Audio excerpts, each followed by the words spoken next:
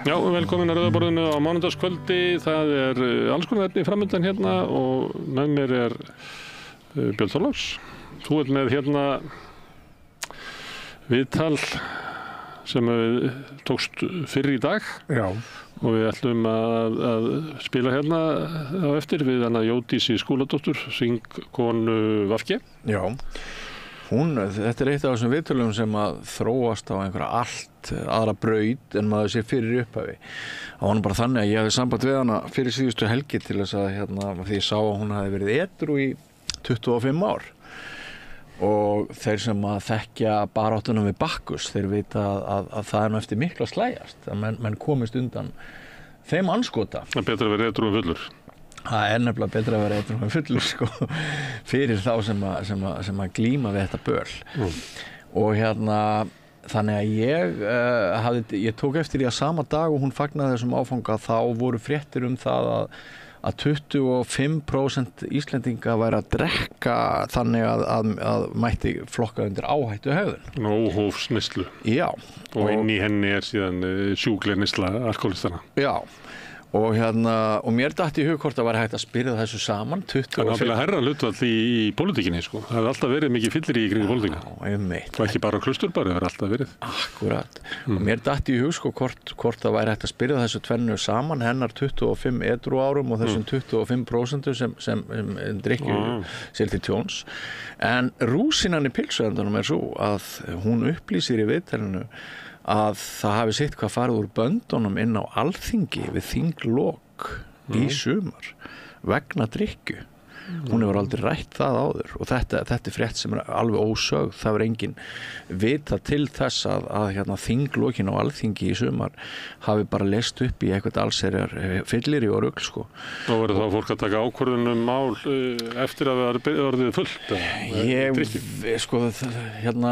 er ekki sagt að séu 46 barir í breska þinginu? Þar eru menna, það eru löng hefð fyrir því að taka ákvörðunir fullur. Já. Það hefur aldrei verið almennilega hér svona á yfirborðinu. Það samt hefur alltaf verið mikið fyllir í sko. Svo þekkir hún sem blaðamaður. Jú. Það sumir sem hafa verið ráðherrar sem lyktuð alltaf eins og vínáma sko. Já. Það hefur alltaf drukkið sig í svefn árum og áratugum saman sko. Já. Hún allavega fór með þetta mál í forsætisnefnd Alþingis. Já. Þetta var af þeim skala.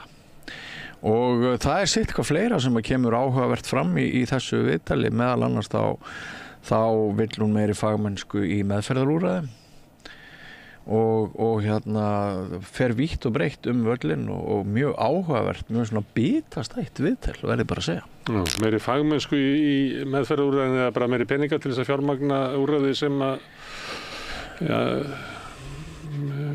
í boði eða ætti að vera í boði? Já, fyrst og fremst þá svona meiri vísindi. En bara best að hlusta á allar 60 mínúturnar við hana. Þegar þú segir þetta því að ég þekki aðeins inn í SA ef maður skoðar sögu SA. Já. Þá það náttúrulega stofnað af miklum svona frumherja krafti og öflugri grassrót og svo mjög fljótlega þá byrjar að þróast meðferðin. Fyrst var hugmyndi svo að allir færu inn í svona þá meðferð sem að menn höfðu kynst í Bandaríkjunum sem að kom kannski ljós að hentaði kannski fyrst og fremst bara svona köllum, kannski betur settu köllum jáfnvel. Þetta eru svona fríportararnir, ég veit ekki hvort það munir eftir því, þetta voru svona jakkafattakallar sem urðu businesskallar sem urðu edrú. En svo kemur mjög fljótlega að það náttúrulega ein meðferð gagnast ekki öllum, þannig að það hefur búið til svokölluð víkingameðferð. Það sem fyrir þá sem höfðu reynt að fara í hina meðferðina en hefði ekki virkað, þannig að það voru að þróa hann eitthvað áfram og svo kemur ljós að þetta hentar ekki konum eins vel, þannig að það búið til kvennameðferð og svo búið til unglingameðferð og svo búið til meðferð fyrir þá sem eru háðir ópíóðafíkn og eitthvað fleira. Og þetta allt saman í gangi frá þegar því SA stofnað til aldamóta. Eftir það hefur vegna fjársveltis þá hefur þetta batteri ekki náð að endurnýjast og halda áfram að þróa ólík úrræði gagnvart ólíkum hópum. Já, það slæmt. Og þetta eiginlega saga heilbrigðiskerfisins. Þetta er það sem svo alvarlegt við að halda heilbrigðiskerfinu hungruðu árum og áratugum saman. Það veldur því að það getur ekki mætt tengt nýjum áskorunum, þú vilt kalla það þannig, en líka bara breytingum í fólksflutningu, hvað eru mikið af öldruðu fólki sem kemur hingað sem túristar og það alls konar hlutir í að gerast. En þegar þú ert með stofnaninnar, bæði skólakerfið og menntakerfið og heilbrigðiskerfið, svona veikt, að þá ertu búin að drepa úr því getuna til þess að mæta breyttum aðstæðum. Það eru allir bara að labba yfir ána og áin nær hingað og þannig að þú bara reynir að gera það sama og gerðir í gær og lifa af. Þetta er ég meina það er stór átak til þess að vinna tilbaka skaðsemina sem hefur verið á þessari sveltistefnu undanfarnar út í. En það er nú ekki það sem við fyrir að fara ræða.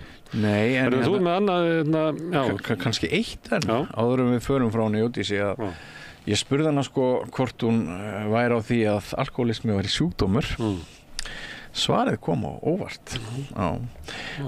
En við sendum þetta út þetta vitar en þú máttur að segja mér hvað það var. Nei, ég ætla ekki að gera það. En er fólk að deila það hvort alkohólismi er aumingjaskapur eða sjúkdómur? Ég segi stundum þegar ég spurði það sem er eiginlega alveg saman. Það má alveg vera synd mín vegna eða sjúkdómur og mín vegna, þannig að svona í mínum bata er það ekkert svona stæðsta atrið þetta sé sjúkdómur Nei. Ég get alveg glímt við þetta eins og synd af því að þú þarft náttúrulega að eiga við þetta svona í persónuleika þínum og þú ert svona svolítið að endurraða persónuleikanum, þannig að það er mér finnst það ekki að skipta en ég en ef þú myndir spyrja svona fyrir samfélagi þá myndi ég segja að þetta er sjúkdómur. En það er þannig að það bara getur verið munur á einhver svona einkalegri afstöðu fólks og svo eitthvað sem að gagnast og nýtist út í samfélaginu. Við munum eiga miklu auðveldara með að ráða við þetta vandamál ef við lítum á þetta sem sjúkdóm og það er bara effektíft og virkar fyrir flesta. Þannig að mín svona einkalega skoðun mína litlu sálar skiptir bara einhver máli. Þú varst formaður S.A.A. Já. Hve lengi? 2 ár. Og var það ekki einhverjum aldamótin, upp úr aldamótin? Nei, það hefur seinna ég manna það ekki, heldur ekki 2011, 12 eða 13 einhvern cirka þar. Þetta er raun. Þá var samtökin skulduðu gríðarlega eftir hrunið, það vaxið allar skuldir. Þannig að verkefni var fyrst og fremst að búa til nýjar tekjur svo að ekki þyrfti að draga úr starfseminni. Það var svona sömulítið háska tími en við sildum bara mjög vel út úr þessu. Af því að þú ert svo ofta að fjalla nýfrjálshyggjuna, hefur hún verið meðferðarstarfi S.A.A. skaðleg? Ég veit og endurtekið að það er ólík sjónarmið á alls konar hlutum. Í sjálfum sem gæti ég haldið í fram að S.A.A. er einmitt dæmi nýfrjálshyggjuna. Það verður til í upphafsárum nýfrjálshyggjunnar. Ég held að þessi stofnað 1979 frekar en 78.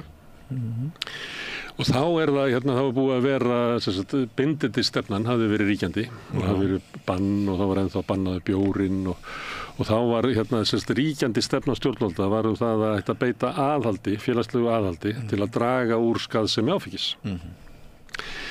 Svona nýöldin sem er svona aðdragandi af nýfrjálshyggjunni eða svona menningarlegur aðdragandi af nýfrjálshyggjunni þá kemur hugmyndin það að áherslan á einstaklingana og að endar svo kannski með því að Margaret Thatcher segir að það er ekki tilneitt sem heitir samfélag bara að safna af einstaklingum og tilboð S.A.A.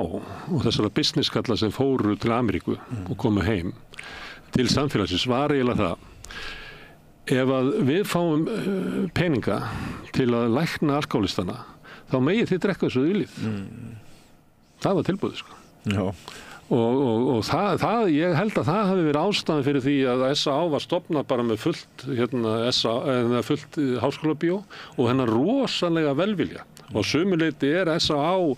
kannski svona, það er ekkert mörg svona félagsleg fyrirbrigði sem við getum bent á sem að er eiginlega hægt að segja sé eiginlega hægri fyrirbrigði En þeir komu inn á þetta er ekta svona glíma hérna í upphafsárum nýfrjálshyggjunnar sko, að það er þessi tilfinning fyrir að samfélagið hefti einstaklingin og halda honum niðri, það er þá með svona bindindis stefnunni sem hafði verið, eða aðhaldsstefnunni og við gætum aldrei lagað einstaklingin með samfélagslegum aðgerðum eða félagslegum aðgerðum og þess vegna væri þetta snýrist allt bara einstaklingin, þannig að við myndum bara lækna einstaklingin og síðan frá því að SA byrjar að þá getur við fylgst með breytingu sem verða á áfengisstefnunni og það verða bara strax, það verður aukin opnunartími til þess hornið og þessi staði sem eru opnaðir, áður hafði verið sko þannig að þú máttir ekki selja áfengi nema að það væri sko gisting, það væri að setja á hótelum sem er ekkert skringileg stefna, þetta er sama stefna og var til dæmis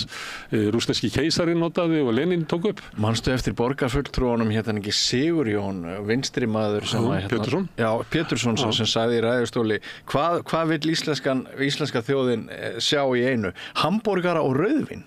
Og þetta var sko það hneykslanlegasta sem þú gast að raða saman. Hamborgari og rauðvín. En þetta frá þessu tíma þá var þess að víkkaður opnunartíminn, það var líka lengt þegar þú ert kannski að byrja að drekka þá var hægt að hleypa inn 11:30 og eitthvað svona og svo var það framlengt og það mátti vera opið til 2 og til 3 og það fjölgar sko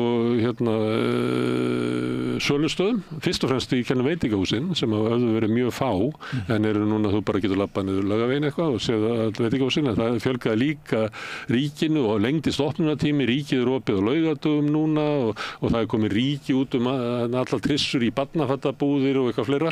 Þannig að aðgengið áfengi hefur sko stór aukist og það er oft verið að tala núna eins og úrslita orðustan síðan það gott að vera selt í matvörubúðum en það er bara ríki við hliðina á sko mörgum matvörubúðum.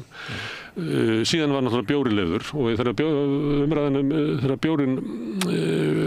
bjórbannið þá sögðu andstæðingar þess að afnema það sögðu að áfengisneysla mun tvöfaldast við það og þá sögðu allir hvaða rugl þetta fólk fæði sér bara bjór og eitthvað svona en það sem hefur gerst sko er að áfengisneysla hefur meira en tvöfaldast og líklega á þessum tíma ef við tökum frá 89 að miðað við hvernig ég upplifði neyslu ungs fólks í dag að þá er neysla á öðrum vímuefnum sko margföld á því að var þegar þú veist ég var unglingur sko margföld sko og bara allt miklu bara miklu meira framboð og bara magni sem er verið að taka núna af sko grasi á þess að sjáu högg á vatni á markanum ég myndi halda að hafi sko margfaldast. Ég hef tekið eftir því fyrsta skipti í sumar að fólk er reykja gras á götum úti í borginni bara alveg kynróðalaust enginn er að horfa í kringu sig. Já, maður finnur bara lyktina. Yes, það er nýtt. Já, algjörlega.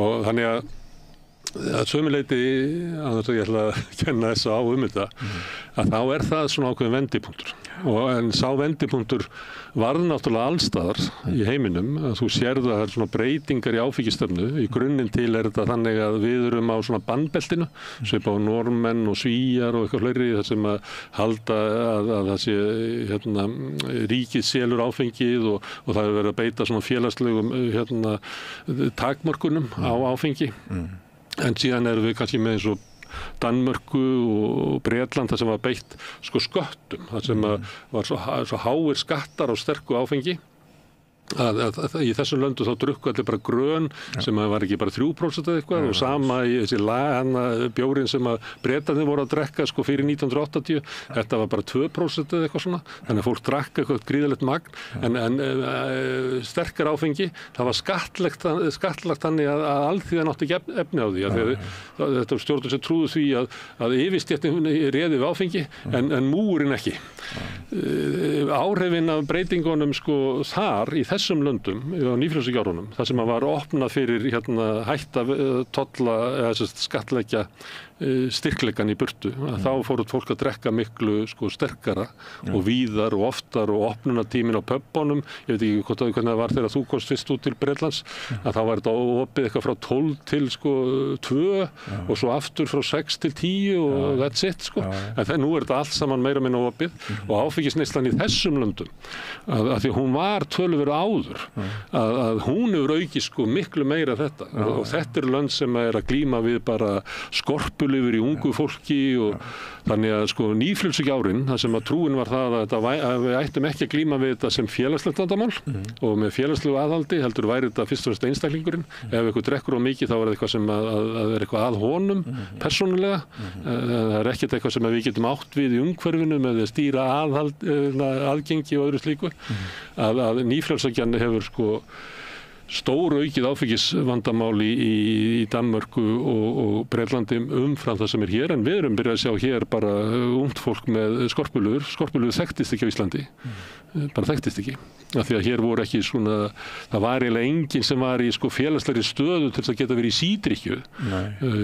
Almúgurinn datt bara í það helgar og þá og svo kannski svona betur setti menn voru svona túrakallar með þetta geta því.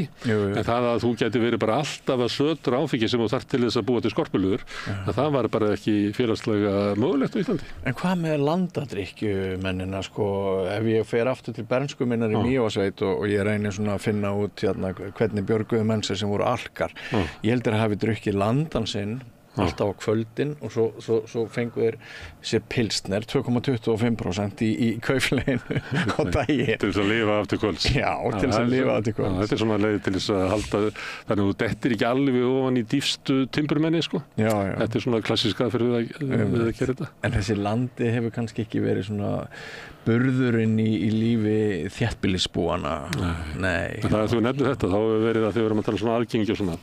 Þá hefur búið að rannsaka mikið að ef þú bannar áfengi, þá byrjar náttúrulega brugg og þá segja menn að því ekki að banna því að bruggið er sama. En þá er það til þess eins og bannárunum í Bandaríkjunum og svona, að sko neyslan var kannski bara innan við 10% af því sem hún varð síðan sko 5 árum eftir að bannið var aflétt sko. Þannig að bann hefur alltaf dregið úr. Það var bara 2 ár sem það var bann á Íslandi og þá var það þannig að sko fangageymslurnar í Pósthússtræti voru leigðar út til heimilislausa af því að það var ekki þörf fyrir það. En síðan vildi yfirstéttin fá að drekka og þá var búið til svona að læknar gátu ekki út reseft að þú yrðir að drekka sherry eða eitthvað og svo kom að Spánverjarnir neita að kaupa okkur saltfisk nema við keyptum eitthvað á móti og þá var að byrja að flytja inn Spánavíninn og þannig að raunveruleg bannar voru bara mjög stutt hérna. Og allt þetta tal sem að maður heyri stundum hérna núna, það skiptir eitthvað máli hvort það sé eitthvað aðhald af því að sko alkinn og fyllibittan hann veður alltaf í, mun alltaf finna sér leið. Þetta ræðum við Jódís einmitt. Já, þetta er búið að afsanna. Það var meira að gera sko könnun á áhrifum verðlags á crack-markaðinni í Los Angeles og þá kom í ljós að hann er sko miklu viðkvæmari fyrir verðlagi heldur en sko svona almennur markaður svona dagvöru eða grænmeti eða eitthvað svoleiðis og það hefur líka verið rannsakað í sambandi við áfengi og fleira og það sem að gerist ef að þú hækkar verð á áfengi og dregur mest úr neyslu og tveggjahópa, það er annars vegar unglingar og þá er það metið þannig að unglingar hafa svo mikil eftirspurn eftir sko takmarkað fé sem að þeir hafa þannig að þeir þurfa að kaupa þú veist buxurnar sem eru í tísku og þeir þurfa að gera svo margt sem að er svona sem að er neysla sem er sko félagslega tengd ekkert svo ólíkt sko vímuefnaneyslu. Þannig að þeir verða á vímuefnum hækkar þá draga þeir úr því og svo er það þeir sem eru versettir og þá hugsa menn hvernig stendur á því? Ég held að þeir væru bara svo háður í að þeir myndu, þeir bara eru þegar búnir að eyða öllu sem þeir geta í vímuefnið. Þannig ef þú hækkar það, þá verður þeir að draga neyslunni. Þú veist, kannski hættar að borða og kannski hættar að kaupa sér líður sko 4 ára þannig að þeir skipta skó og allt þetta. En það er bara þeir eru alveg á toppnum, þannig að ef þú vilt draga úr neyslu þeirra sem eru versettir, þá er sniðugt að bara hækka. Og við sáum þetta, það er könnun sem við hefðum getað séð ef við viljum sko. Því að eftir hrun, þá fellur kaupmáttur almennings og Steingrímur J. Sigfússon fjármálaráðherra hækkar áfengisgjaldið. Þannig að þá er hækkað verð, gagnvart kaupmætti, töluvert mikið og það bara fer niður áfengisneyslan. En þessum er svo kostulegt þegar stundum erum að ræða þetta að þá eru menn koma með eitthvað svona brjóstvitt það er, veistu það að fyllibittan hann bara fyrir að brugga og eitthvað svona það er raunverulega búið að rannsaka þetta út og suður fram og tilbaka þannig að en því miður þá er þetta bara umræðin rekin á allt eru fórstumenn. Við ætlum ekki að tala um þetta, þú narraði mig út í þetta. Ég ætla að tala hérna við Möggustínu eftir, hún kemur hérna 2 í viku og segir með fréttir frá Gaza. Meðal annars vegna þess að sko fréttir sem við fáum frá Gaza í öðrum fjölmiðlum eru bara svo skakkar. Þá spyr ég, sko, hérna, þið gerir þetta hvað, 2 í viku? Og svo er rúmið þátt sem heitir Fréttir frá Palestínu, þar sem er rætt við fólk um þetta. Það er í gangi þjóðarmorð hérna í heiminum og við teljum að við að fjalla það sem slíkt. Og það er ekki hætta á að þetta verði endurtekningasamt? Nei, ég meina hvað ætlar að gera? Ætlar að segja bara, já, ég get ekki verið að fylgjast með þessu þjóðarmorði núna og ég ætla að fara að horfa á leikina með Breiðablik og eitthvað svona. Nei, þetta er bara ef þú myndir horfa yfir heimi núna, hver er stærsta fréttin í dag? Þessi? Já. Og eigum við þá bara að ég held að Maggastína hafi ekkert sagt það að það hafi verið eitthvað 20 dagar á RÚV að þess að væri með fréttir frá Gaza. Var það? Já. Núna nýverið? Já, það hefði ekki verið í gegnum þessu ólympíuleika og Evrópukeppnina og annað slíkt. Já. Og það er sko fréttina sem eru sagðar þar er alltaf að Blinken og Biden séu að gera allt sem þeir geta til þess að koma á vopnahlé. Þetta eru menninni sem sko fjármagna þjóðarmorðið og svo okkur ætlast til þess að við trúum þessu. Og þetta verður við sem bara íbúar á Vesturlöndum og íbúar í heiminum að ég menn, þú getur bara farið aftur til sko 38 og svona vilt ekki hafa vitað þjóðarmorð á gyðingum inn í Þýskalandi. Vissulega. Þetta er til fyrirmyndar. Já, svo segir fólk eitthvað að ég get ekkert gert og það er bara rátt. Þetta framtak er til fyrirmyndar en maður er svona, hvað maður að segja, gegnum sýrður af markaðshugsun. Maður velti fyrir sér, já, er markaður fyrir þessum upplýsingum? Hver svarar því? Já. Þannig kannski hugsa fréttamiðlarnir, en við erum náttúrulega ekki þar. Kannski hugsa þér hann. En mér fannst að þegar maður mætir á mótni þá var maður að spyrja sko hvað er það sem er mikilvægast að fjalla í dag. Og hér erum við ekki háð markaðslögmálunum nema litlu leyti. Mjög litlu leyti. Herðu, en það kemur til í gestur, Þorvaldur Ingi Jónsson. Já. Hver er það? Hver er það? Sko, gaman að segja hvernig svona viðtöl verða til stundum.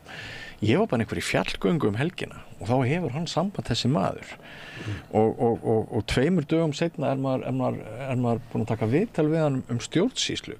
Þetta er sem sagt Þorvaldur Ingi Jónsson er maður sem hefur alveg gríðarlega reynslu af ríkisstjórnsýslu. Hún teygir sig allt fram á 8. áratug síðustu aldar og hann reyndi að gæta þess, kemur væntanlega fram í þessu viðtali að íslensk stjórnsýsla yrði alltaf eins góð eins og hún gæti orðið og hann var svona sinnti ábyrgðarstöðum í þessum efnum en lendir svo sjálfur í því fyrir 3-4 árum þegar hann starfar hjá Sjúkratryggingum að honum er sagt upp í hóp uppsögn og þá svona vaknar hann til meðvitundar og hann hefur verið að haldið niður í sér andanum að stíga einhvers staðar fram og ræða sína sýn á þessi mál í einhverju fjölmiðli og það vill þannig til að hann velur samstöðuna vegna þess að honum líkar við þjóðmálaumræðina hér þannig að já, við ræðum sem sagt sóunina í íslenskri stjórnsýslu, geðþótta stjórnsýslu, alls konar annmarka hvernig í rauninni það er búið að senda mörgum ríkisstarfsmönnum þau skilaboð að það sé best að þeir geri ekki neitt því að sá sem gerir ekki neitt hann gerir ekkert umdeilt og svo framvegis og svona ávarpum ýmis álita efni getur maður sagt Það er að tala um fúskið Já, að hluta Já Hérna í lokin kemur hann Óli Anton Bíldveld Já, byrju, hver er það? Sem er aldraður maður Hver er þessi maður? Maður er alltaf að sjá greinar eftir hann Ég ætlaði nefnilega að fá það út á eftir Það sem ég hafði nú bara áhuga á því að því hann er svona duglur að taka þátt í umræðinni og sömuleyti við stundum að ræða það sem sagt svona hvert hlutverk svona venjulegs fólks í umræðinni og hvar hefur maður möguleika á að taka þátt og skiptir það máli og eitthvað svona, því að stundum verður þetta svolítið svona eins og að það sé verið að reka ykkur svona sýndar umræðu fyrir okkur í kastljósum og vikulókum og öðru slíku, það sem er bara eitthvað svona tiltekinn hópur. En hann er mjög duglegur að skrifa svolítið út frá svona efnahagsmálum, hann á Evrópusinni og skrifa reglulega greinar í Vísi og mér langar bara að fá hann til þess annars vegar að tala við hann það, þessa svona borgarlegu ábyrgð sem hann finnur. Er þetta norsku maður eða íslensku? Nei, ég veit ekki, það eru búin að vera hérna Bíldvelt fólkið er búið að vera hérna í... Nú, já, þetta er alveg þekkt fjölskylda hér. Já.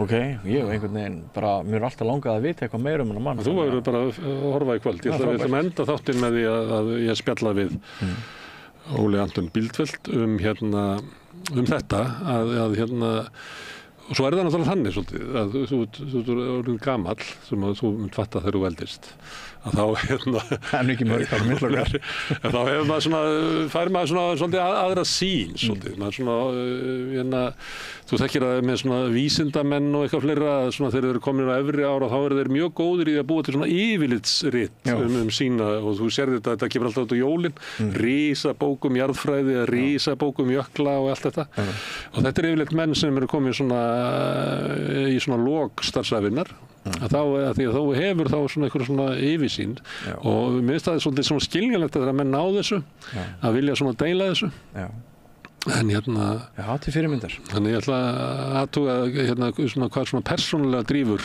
Óli Anton Bíldvelt spennandi ok, við heyrum það en eftir örskamma stund ég ætla að skjóta mig fram og þá mun Björn tala við hana Jódísi Gerist áskrifundur á samstöðinni og taki þátt í að byggja upp öfluga og róttæka samfélagsumræðu. Með því að ganga í leigjendasamtökin styður þú baráttu leigjenda. Leigjendasamtökin eru fyrir öll þau sem vilja vinna að réttlæti og öryggi á húsnæðismarkaði. Leigjendasamtökin.is Allir þættir samstæðvarinnar eru fáanlegir á öllum helstu hlaðvarpsveitum. Þarftu að tala borgarfulltrúa. Borgarfulltrúar Sósíalistaflokksins eru með viðtalstíma alla mánudaga klukkan 13:30 til 14:30. Það þarf ekkert að bóka tíma, endilega kíkjum við í Bólholt 6, 105 Reykjavík. Við erum í útvarpinu á FM 89,1. Segðu það á Samstöðinni. Samstöðin er í eigu hlustenda, áhorfenda og lesenda. Sláist í hópinn og gerist áskrifendur. Allt það besta er ókeypis. Hrósaðu náunganum. Það er betra. Samstöðin, þar sem manneskjurnar koma saman.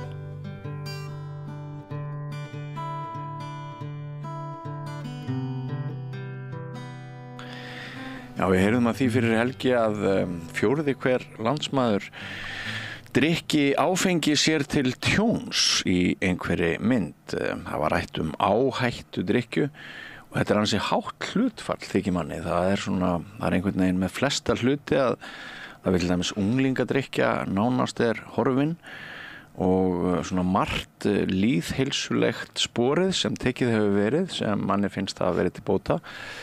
En við erum býsna brennivínslegin og ekki síst miðaldra fólk og gamalt fólk. Það drekkur sér til líknar, það drekkur áfengi til að linna þjáningar, einmannaleika og svoleiðis. Þetta er engin partí, þetta er engin gleði.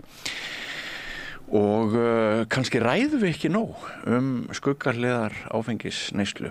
Kannski erum við svolítið föst í þessari gömlu hugmynd að áfengi skuli alltaf brúka þegar við gleðjumst.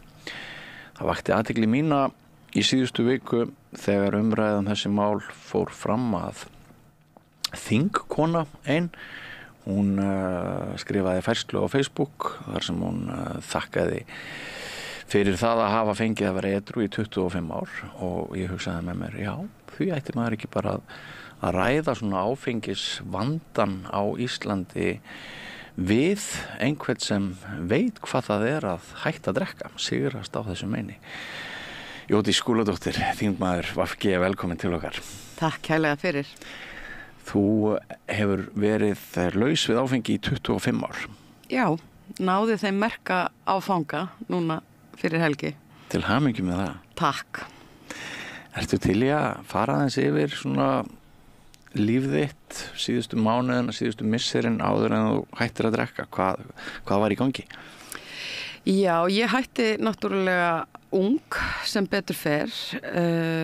Forsagan kannski svolítið svo að ég alin upp í alkohólisma og hef einhvern veginn haft mjög mikið af alkohólisma að segja alveg frá fæðingu í rauninni og eins og hefur nú komið fram í fjölmiðlum að þá bjó ég fyrstu 6 æviárin mín á meðferðarheimili í Gunnarsholti sem var nú stundum kallað ruslakista ríkisins en þangað komu mjög langt leiddir alkohólistar, fólk götunar, aðalega kallar sem áttu svona þarna einhvert skjól, þetta var eiginlega endastöðin og þannig að mikið af mínum fyrstu bernsku minningum tengjast þessum mönnum, þessu umhverfi, þessu meðferðar úrræði og á sama tíma þarna býja því að foreldrar mínir starfa við þetta heimili bæði en faðir minn var alkóhólisti og svona mikill alkóhólismi í fjölskyldunni. Ég upplifði það þannig að það var orðið eitthvað skakt innra með mér áður en að ég tók fyrsta sopann. Já. Og ég hef í gegnum tíðina þurft að horfa á annars vegar alkóhólisma eða drykkjusýki eða hvað fólk vil kalla það annars vegar og svo meðvirkni hins vegar sem að 2 hliðar á sama peningi. Já. Og ég var ofboðslega meðvirt barn og tók mikið inn á mig bæði neyslu annara og eins bara svona andlegt ástand og stemmingu og svona í kringum mig og þannig að þegar að ég tek fyrsta sopann allt of ung ég er fædd 1977 og þá þegar ég er 12 ára, 13 ára þá er það dálítið norm að krakkar á þeim aldri sé að byrja að drekka. Ég var ekkert eitthvað ólík mínum félögum þar. Nei, menningin var þannig. Menningin var svolítið þannig að ég er alin upp út á landi og þar var svona verið bara í kraftgalanum að mæla göturnar og drekka brennivín og reyna að komast á rúndinn og svindla sér inn á ball og eitthvað.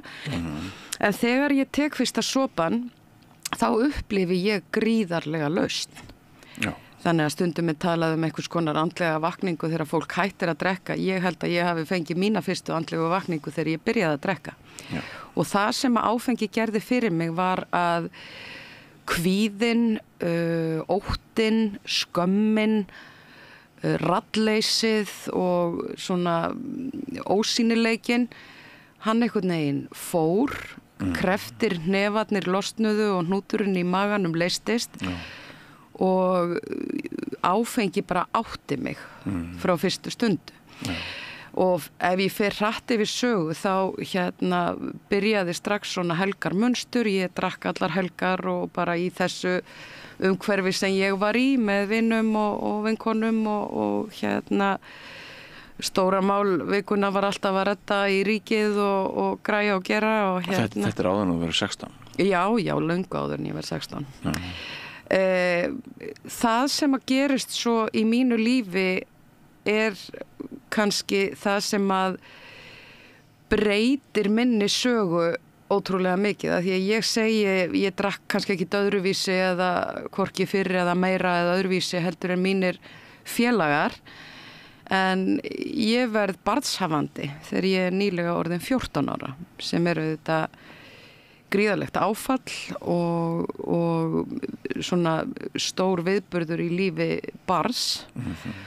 Þannig að ég þarf að fara að stjórna minni drykkju og þar með finn ég strax einhvern veginn minn fyrsta botn að ég byrjaði að drekka sem barn, ung móðir langveiks barns í flóknum aðstæðum alltaf gegn betri vitund, alltaf með sektarkennd, alltaf einhvern veginn ófrjálsa því að gera það sem ég var að gera og ég held að minn alkóhólismi þróist mjög hratt og hann gerir það líka á þeim forsendum að því að þú varst nú að nefna hérna af hverju drekkur fólk, snýst það að vera í galadressinu og einhverju fínu balli og að það sé óbáslega gaman og allir að dansa eða snýst það að deyfa, þetta leið til þess að meðhöndla aðra hluti sem við annarkvort ráðum ekki við eða fáum ekki aðstoð eða áheyrn heilbrigðiskerfisins með, einmannaleika, áföll, ýmsar raskanir, hvað sem það og í mínu tilfelli byrja ég svo ofboðslega snemma að nota áfengi sem kvíðastillandi, sem svefnlyf, sem eitthvað til þess að afbera mjög flókna og sára tilvist. Já. Ég fer í meðferð, ég hafði svona reynt að sækja fundi mjög stópult og drakk svo á milli áður en ég fer svo í meðferð árið 1998. Hvað ertu þá gömul?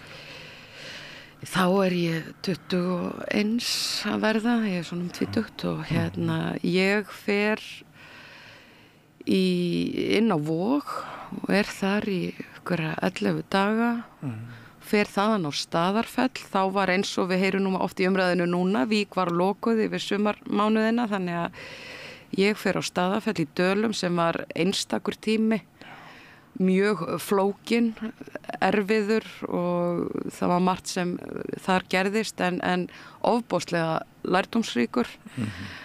Ég vissi einhvern veginn verandi svo sem ég var að óbreytt myndi ég fara aftur að drekka og að ég færi beint inn í óbreyttar aðstæður í mínum flókna raunveruleika að þá væru ótrúlega litla líkur að ég myndi ná bata. Þannig að ég sóttist eftir því að fara á áfangaheimili sem var á vegum SÁÁ í Eskilíðinni og bjó þar í nokkra mánuði. Það var líka mjög gagnlegt.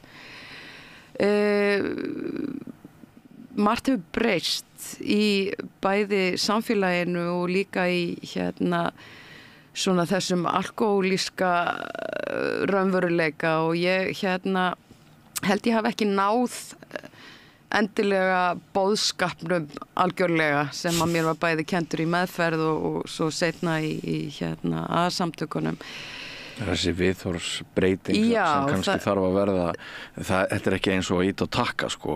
Nei og sko að vera edrú í 25 ár ekki tilviljun eða heppni eða eitthvað svoleiðis, heldur þetta ástundun og þetta meðvitund og þetta stöðug.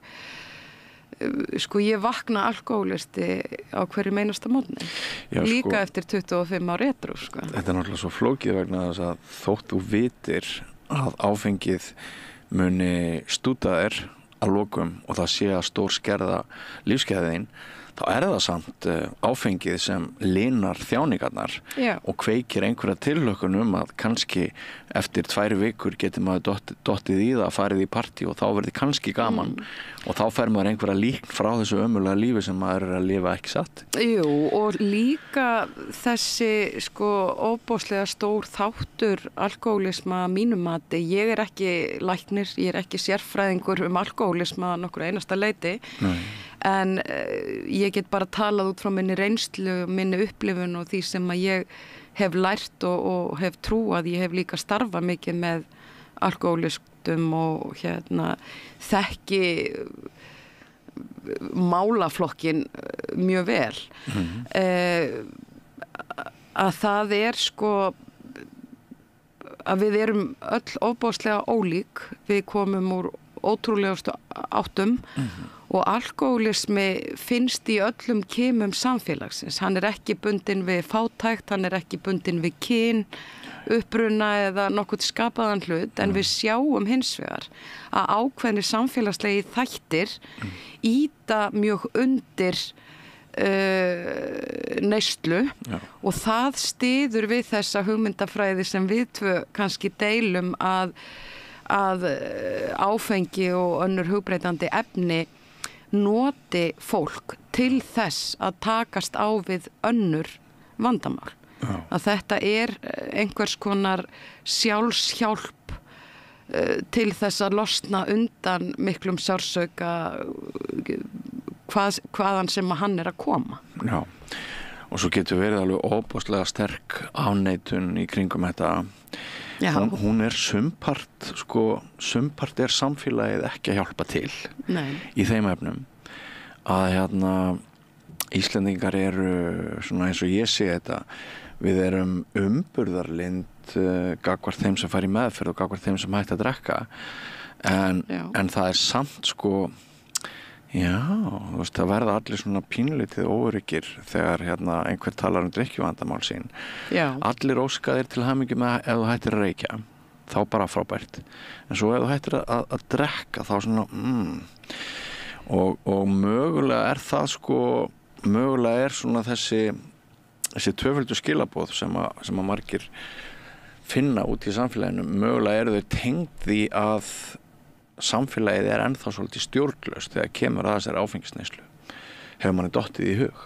Já, ég held að það sé algjörlega rétt og ég held að ég hef upplifað það ekki bara sem alkohólisti sjálf heldur líka bara í mínu starfi og allri umræðu meðferðarkerfið og alkohólisma að við erum því miður mjög dómhart samfélag og ég heyri það oft í samfélagsumræðunni að við setjum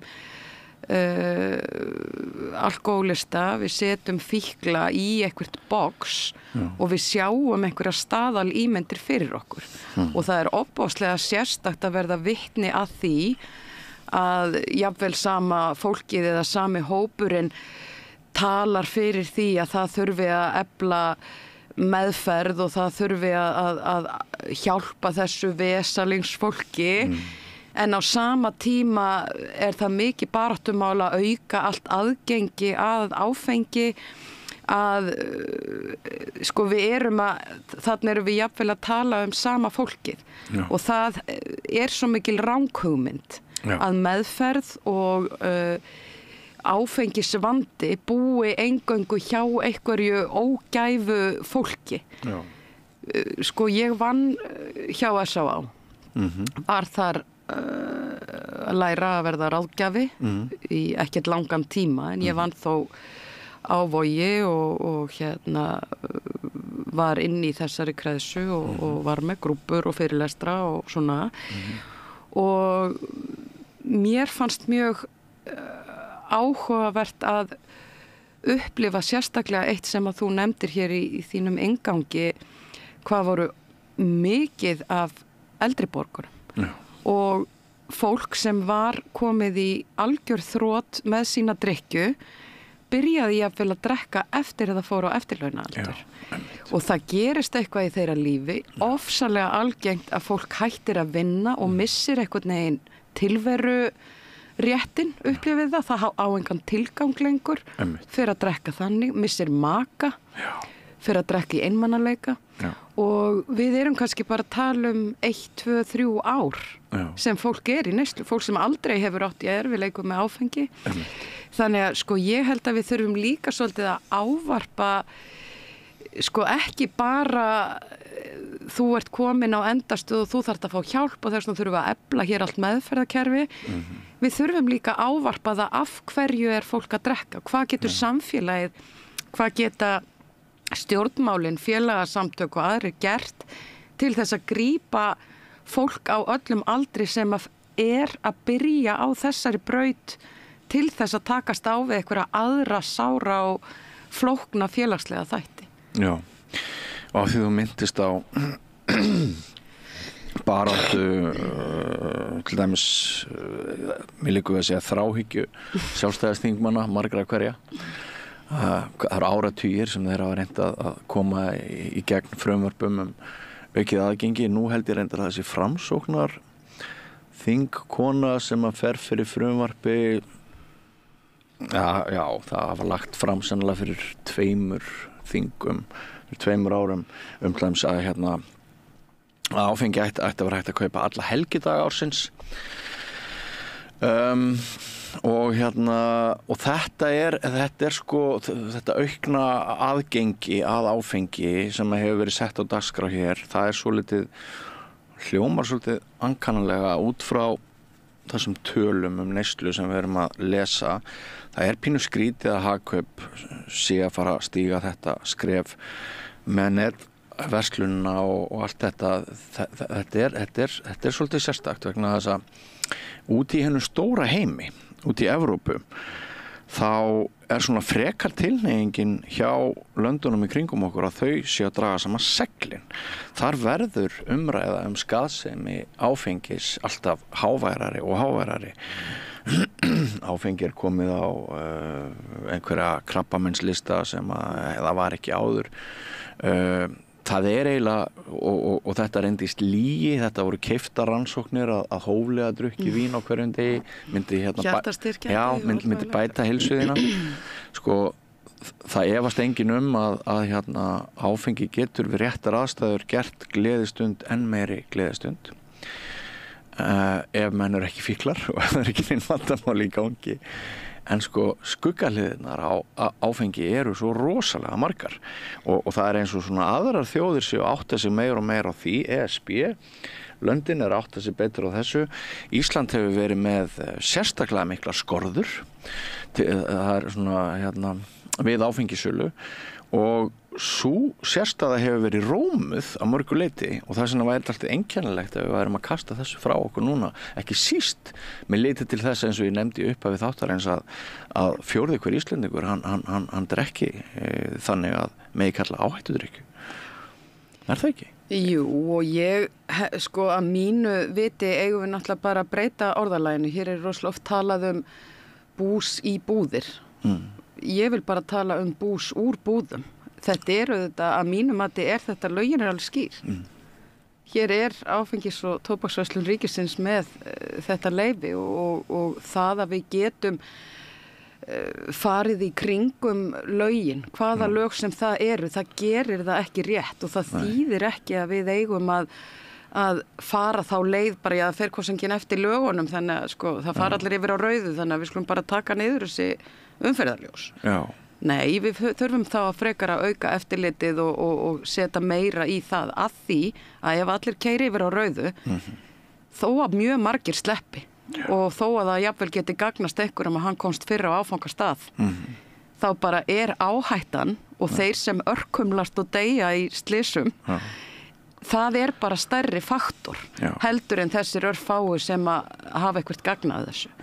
Og ég myndi bara vilja að slagorðið yrði bús úr búðum, við eigum að stoppa netsölu, við eigum að standa með þeim góða árangri eins og við vorum að ræða hérna áðan menningarleg staða okkar sem erum komin yfir 40 eða 50 hvar börnir í 12 ára aldur þótti eðlilegt að drekka, hvort sem það var á sjómannaballi, í réttunum, á sveitaböllunum, í heimahúsum. Við búum í allt öðrum veruleika. Hér eru ekki 14 ára börn að fara á sjó og fara út á vinnumarkað og vera fullorðin. Nú býr fólk heima fram undir 40 og ég er nú ekki að segja það séu börn þangað til en allavega þá eru við búin að ná gríðarlegum árangri í því að taka á þessu samfélagslega meini sem að ungmenna og úlingadrykkja var. Það að auka aðgengi er ekki til þess fallið að standa með og styðja þann góða árangur. Bara absolutt ekki. Og svo allir hinir hóparnir og það að það sé einhver mannréttindi að ég geti í mínu óskipulagi fatta það á þriðjudagsnóttu eða sunnudags eftirmiddegi að ég hafi glemt að kaupa rauðvín með steikinni, að þá séu það einhver gríðarleg réttindi fyrir mig að geta farið út í hagkaup að kaupa vín. Þú veist, mér finnst þetta svo sturlað rugl, sko. Þú veist, það er mjög gott aðgengi að áfengi alla virka daga framundi kvöld í íslensku samfélagi. Og að það sé til of mikils ætlast að þú sýnir þá fyrirhyggju að fara í ríkið fyrir 6:00 á föstudegi til þess að fá að njóta þitt frelsi til að drekka brennivín. Það er bara ekkert hættulegt eða alvarlegt eða til of mikils ætlast, sko. Það er líka þessi rök, sko, postulana sem að vilja bara brennivín á öllum götuhornum allan sólarhringinn, að það er líka þessi rök að fíkillinn reddi sér alltaf og það sé þá skárra að hann geti keypt áfengi löglega frekar en að hann þurfa að ná í áfengið á svörtu markað eða eitthvað svoleiðis.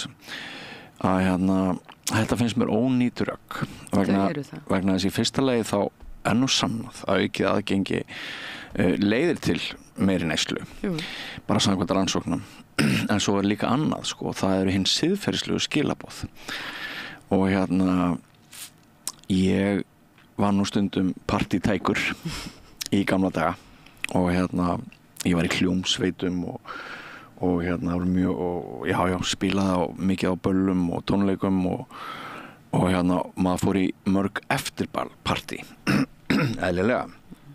Kvöldið var kannski bara rétt að byrja hjá manni 3:00 þegar ballið var búið að svona, þú veist, djamma og ég var með það sem algjöra reglu að ef það voru einhver fíkniefni í partíinu sem að ég var í, þá lét ég alltaf vatna bara undir lappirnar á mér og forðaði mér vegna þess að ég fór alltaf á þann stað í huganum að ef löggan kemi og myndi bösta mig í einhverju svona partí sem væri fíkniefni, þá væri orðspor mitt sem blaðamanns í mikilli hættu og þannig að bara af þessari svona litlu persónulegu sögu má ráða að það er alltaf eitthvert samhengi á milli þess hvernig við hegðum okkur og hvaða lagaramma samfélagið setur okkur og hvaða viðmið samfélagið segir okkur að séu eðlileg og góð.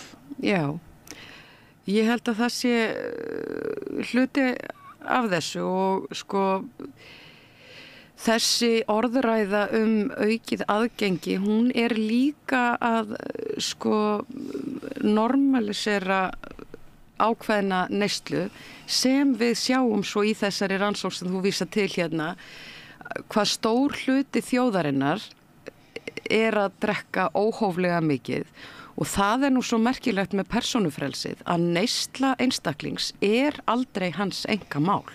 Alveg sama hvernig við málum það upp að þegar að neysla er komin úr hófi, hvort sem að það er nokkur glös á hverju kvöldi eða ein flaska á laugardegi eða hvernig sem að sú mynd birtist, þá eru vinir, ættingjar, vinnufélagar, þetta hefur áhrif á líf fólks. Og nú ætlum ég að kasta bombu. Ég ávarpaði það í forsætisnefnd í sumar að mér ofbauð áfengisneysla í kringum þinglokin. Og þetta er auðvitað margra áratuga saga. Ég er ekki að segja frá neinu og þú veist, við höfum haft hér stór blaðamál og fólk verið svipt jafnvel ærunni fyrir að vera undir áhrifum í þessu starfi og ég hef enga þörf fyrir að gera það eða nefna einhver nöfn eða gera eitthvað slíkt. En ég verð að líta svo á að ég sem óvirkur alkóhólisti eigi heimtingu á því á mínu vinnustað að þar sé ekki drykkjuskapur. Sem þingmaður þarf ég að mæti alls konar. Einhverjar veislur og móttökur og taka á móti einhverjum erlendum gestum og fara erlendis þar sem er allt önnur menning og neysla öðruvísi. Þar hef ég alltaf val að segja nei takk, ég drekka ekki áfengi og ef komið þér á eitthvað stað sem mér finnst orðið óþægileg þá hef ég alltaf val að stempla mig út og fara bara upp á hótel eða fara heim. þegar ég í vinnunni, það stendur þingfundur, það eru störf þingsins eru í fullum gangi og ég til dæmis sem var að forseti Alþingis hef þar bara skyldum að gegna, ég hef ekkert val að fara. Nei. Og mér finnst þetta óvirðing við land og þjóð, mér finnst þetta óvirðing við samstarfsfólkið og ég skil það alveg að langir dagar langt fram á nætur, þetta auðvitað erfitt og fólk kannski finnur hjá sér eitthvað þörf til að drekka. Stress, opbóðslega flóknir samningar og dóti í gangi, en þetta ekki boðlegt. Og þegar ég að tala þetta í þessu samhengi sem þú ert að segja, að það aldrei svo að einhver sé að drekka brennivín og það hafi almennt engin áhrif á nokkurn annan. Þetta persónufrelsi, við erum bara öll glöð og kát að grilla með eitt kaldan, það mynd sem flott og sem betur fer fjöldi mann sem getur leyft sér það. En að sama skapi, miða við allar rannsóknir, miða við það sem eins og þú vísar í að okkar samanburðarlönd eru að gera, að draga úr aðgenginu, þá verðum við að horfast í augu við það að þetta þetta vandamál í samfélaginu sem að aukið aðgengi og orðræða þetta frelsi og aðgengi að áfengi. Við erum að breyta menningunni og við erum að normalæsa eitthvað sem ekki lýðheilsulega gott. Við erum að fara aftur á bak. Það nú mikið talað bara bannárin og VG sérstaklega og ég þá kannski einna helst og vill bara fara í bannárin sem voru alveg hræðileg og þú veist, það enginn að tala það. Nei. Þú getur keyptir áfengi í ÁTVR flesta daga vikunar, öll kvöld vikunar getur þú keypt áfengi út á bar, það ekkert bannað í þessum efnum. Nei. Aðgengið yfirgengilegt. En sem sagt, þessi þingslit í vor, þar drakk fólk yfir sig. Þinglok eru erfið. Þau eru það alltaf og þau eru alla jafna mikið álagstími, við erum að klára gríðarlegt álag í öllum nefndum og við erum að klára mál sem oft eru núningur á bæði milli flokka, milli stjórnar og stjórnarandstöðu, það alls konar og þetta eru oft langir dagar og það mikið álag og því miður, eins og ég sagði áðan, þá það var ekki eitthvað sérstakt í þinglokunum núna. Þú myndir bara kjósa þinglok almennt að þá það ekki veitt áfengi eða hvað? Ég bara kýs það alveg sama í hvaða starfi fólk hvort sem það vinnur á hjúkrunarheimili í grunnskóla, það tannlæknir eða flugstjóri, að bara þegar þú ert á vaktinni, þegar þú ert á leið í ræðustól í hæsta stað landsins, Alþingi Íslendinga, þá bara algjörlega út úr korti að fólk sé að neita áfengis. Og þú gerðir athugasemd hjá forsætisnefnd Alþingis. Já, ég gerði það. Og hvernig var henni tekið? Henni var bara tekið mjög vel og þetta, ég auðvitað á mínu fyrsta kjörtímabili og og þessu var tekið mjög vel í forsætisnefnd og það var Áttu vonað að það verði brennivinslaust þinglok næst? Því miður þá held ég að það verði ekki svo. Nei. En ég meina það líka bara þannig að fólk veikt gagnvart áfengi í öllum stéttum og öllum störfum en staðan þetta svo að við þurfum að ávarpa það. Já, þá ertu búin að halda því til haga að þér finnst þetta ekki í lagi.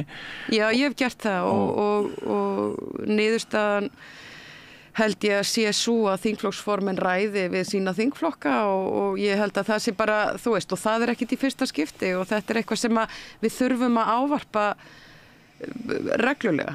Já, svo það bara spurning hver mikið aðhald maður að sína þingmönnum. Ég held að frétti persónulega að einn tiltekinn þingmaður hefði bara drukkið mjög illa við þessar aðstæður. Átti maður að skrifa frétt viðkomandi þingmann. Átti maður að sýna það mikið aðhald að maður teldi það almannahagsmunamál?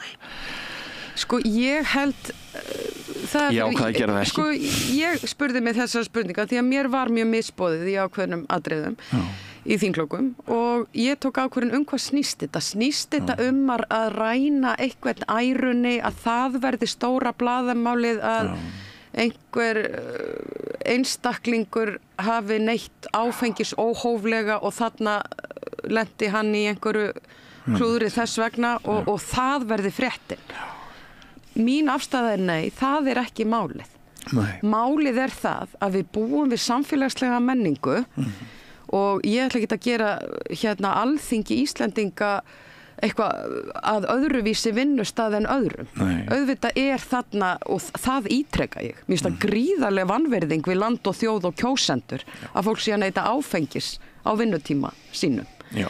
En okkur til varnar þá heyri ég líka að þetta hafi lagast mjög mikið, að hér fyrir einhverjum áratugum hafi bara verið gríðarlegt fyllir inn í þinghúsinu og reykt í öllum hornum og eitthvað menning sem að þá var kannski önnur heldur en í dag, að mörgu leyti hafi ástandið batnað mjög mikið. En ég verð að fá að halda þessari orðræðu og þessu til haga að því að við getum ekki gert það að einhverju normi á neinum vinnustað.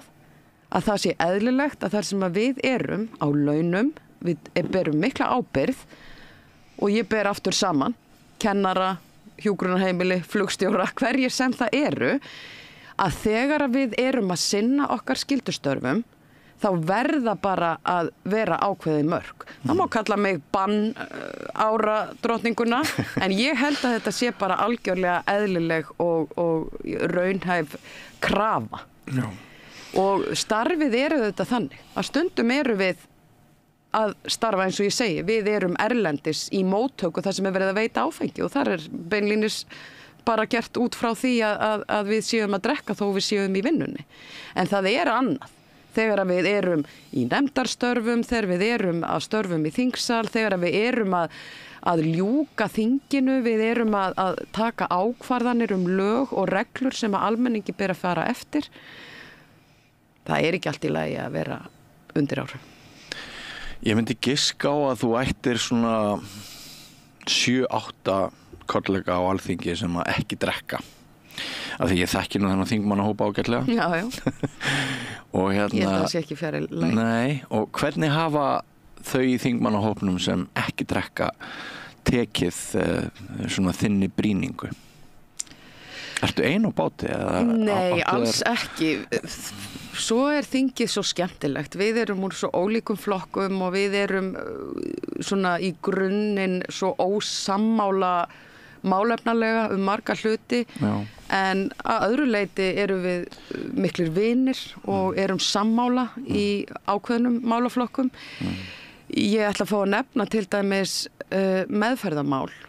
Þar eru við þvert á flokka. Ótrúlega sammála að við viljum gera betur. Já. En svo erum við kannski mjög ósammála aðferðafræðina. Já. Ég hef verið sökuð það að hafa eitthvað horn í síðu S.A.A. Nú? Já, ég sé bara eitthvað alltaf að vinna gegn S.A.A. og móti þeim. Það bara alrangt. Mér ekki mjög vænt S.A.A. Fyrrverandi skjólstæðingur, fyrrverandi starfsmaður, hef þekkt þar fólk alla tíð og afskaplega meðvituð hið gríðarlega mikilvæga starf sem að þar unnið. En ég, eins og með svo margt annað, gagnrýnin á ýmsa aðferðafræði. Ég ekki til í það að ríkið hafi opin krana inn í félagasamtök og tvisvara ári komi einhver ægisleg orðræða að hér sé bara allir að deyja úr alkohólisma því að biðlistarnir eru svo hræðilegir og að því að ríkið standi sér svo illa. Okay. Og ef maður spyr, getum við fengið að sjá þessa biðlista? Þetta fólk, þarf þessi 500 eða hver talan á að vera hverju sinni, þurfa þau öll sjúkrahús innlögn, dýrastárræðið? Þetta hvert fara peningarnir, hvar nýtast þeir best, hvar sjáum við árangur og ég hef alltaf talað fyrir því að meðferð fyrir alkohólista eigi að vera rekin eins og öll önnur heilbrigðisþjónusta. Hvar ég á móti einkavæðingu, hvar ég á móti fúski, hvar ég vil hafa ríkisrekið opinbert heilbrigðiskerfi sem að lítur bara mjög ströngum kröfum og eftirliti. Og þetta byggir þú að hluta á þinni eigin reynslu? Það geri ég og ég hef verulegar áhyggjur. Ég gæti nú ekki bara nefnt þetta nema koma því að ég hef gríðarlegar áhyggjur af stanslausri einkavæðingu innan hinn almenna heilbrigðiskerfis undanferði misseri. Við erum að stefna í mikil óefni. Já. Og það verður eitt af því sem að ég mun hamra á komandi þingvetri að þetta algjörlega glórulaust. Getur þú nefnt mér nánar hvað þú ert að tala? Ég get nefnt dæmi einhverjar einkaklínikir, heilsugæslur, einkareknar, hjúkrunarheimili, og þetta eru svona skyndilausnir sem líta rosalega vel út. Já. En þegar þú ferð til dæmis til Bretlands, þú ferð eitthvað annað og þú ferð að skoða ofan í býtu hvað þýðir þetta gjald sem snýr að leigunni fyrir húsnæðið? Það snýr bara því sem að þeir geta borgað. Þú veist, þetta algjör þvæla og til langs tíma litið. Við kaupum þessa hugmyndafræði að því við sjáum að svelt heilbrigðiskerfi í vanda og það eru langir biðlistar og þess vegna hoppum við á hana vagn. Heyrðu, hérna einhver sem til í að opna sjoppu og stytta biðlistan mjög hratt. Það alveg í einhverjum flóknum aðstæðum þar sem fólk þjáð að bíða eftir þjónustu. Auðvitað það eftirsóknarvert. En til langstíma litið þá þýðir þetta bara það. Kostnaðurinn verður miklu meiri fyrir jafnvel einstaklingin en sérstaklega fyrir ríkið. Það gerist svo líka þannig eins og við höfum séð gerast með alls konar enga aðgerðir, tannlækningar, svona þyngdar aðgerðir, ýmsar aðgerðir sem að fólk að sækja erlendis, að svo gerist eitthvað klikkar í ferlinu, hvert leitar þá viðkomandi? Hann kemur inn í opinbera heilbrigðiskerfið til að takast á við vandan sem eftir á. Þannig að, þú veist, þetta auðvitað risamál sem að við erum ekki hér í dag til að ræða, en ég bara segi það, aðferðafræðin hjá ákveðnum hópum að svelta hið opinbera kerfi þannig að það verði þungt og erfitt og miklað og biðlistar og bráðamóttakan sprungin og bara nefnið það. Halda þessari orðræði nokkur ár til þess að einkavæðingin hljómi eins og geggjuðlaust, en ef við horfum 15-20 ár fram í tíman þá eru við á rangri leið. Við eigum bara að efla okkar opinbera heilbrigðiskerfi, við eigum að efla innviðina okkar. Þannig að aðgengi allra landsmanna, óháð búsetu, óháð fjárhag, sé góður að heilbrigðisþjónustu.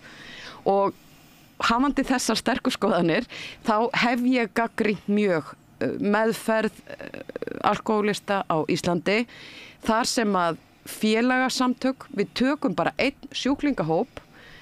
Og ég bara spyr, mundu við sætt okkur við hjartasjúklinga? Að það væri bara áhuga samtök hjartveiki sem að stýrðu hjartadeildinni og það væri bara, ríki setti bara peningi og svo bara gangi ykkur vel með þetta. Við mundum aldrei sætt okkur við það. Þú smeykum að það skortir aðeins á fagmennsku. Það skortir á fagmennsku. Og umræðan hefur verið mjög hörð undanfarin ár og við höfum séð Rótina félagasamtök sem að hafa sérstaklega verið að huga að konum og fíknisjúkdómum. Þau hafa gagnrýnt kerfið hér á Íslandi og stjórnvöld og meðferðaraðila harkalega og það var nauðsynlegt af því að við höfum séð breytingar. Hver mundi árið 2024 gangast við því að það væri fullkomlega eðlilegt að ungmenni væru í sömu meðferð og eldra fólk, jafnvel brota fólk, skilurðu, sem sagt að taka út dóma í fangelsi. hver myndi telja það eðlilegt að það kæmi ítrekað upp einhver kynferðisbrot þar sem okkar veikasta fólk að leita skjóls? Hver myndi samþykkja það að fjármagn færi í einhverja óreiðu? Við höfum þetta séð, það voruð alls konar stjórnarskipti og hreinsanir og dót og það bara gott. En við þurfum að halda áfram. Við verðum að gera þennan þátt heilbrigðisþjónustu og þjónustu við veika einstaklinga, bara hún á að vera á sama stað og við fólk með krabbamein, langveik börn, það skiptir engu máli. Ef við erum að meðhöndla fárveikt fólk, þá erum við bara með gæða kröfur og standard og það á ekki að vera einhver afsláttur á því, að því að að ræða fíkla eða því að að ræða einhvers konar meðferð.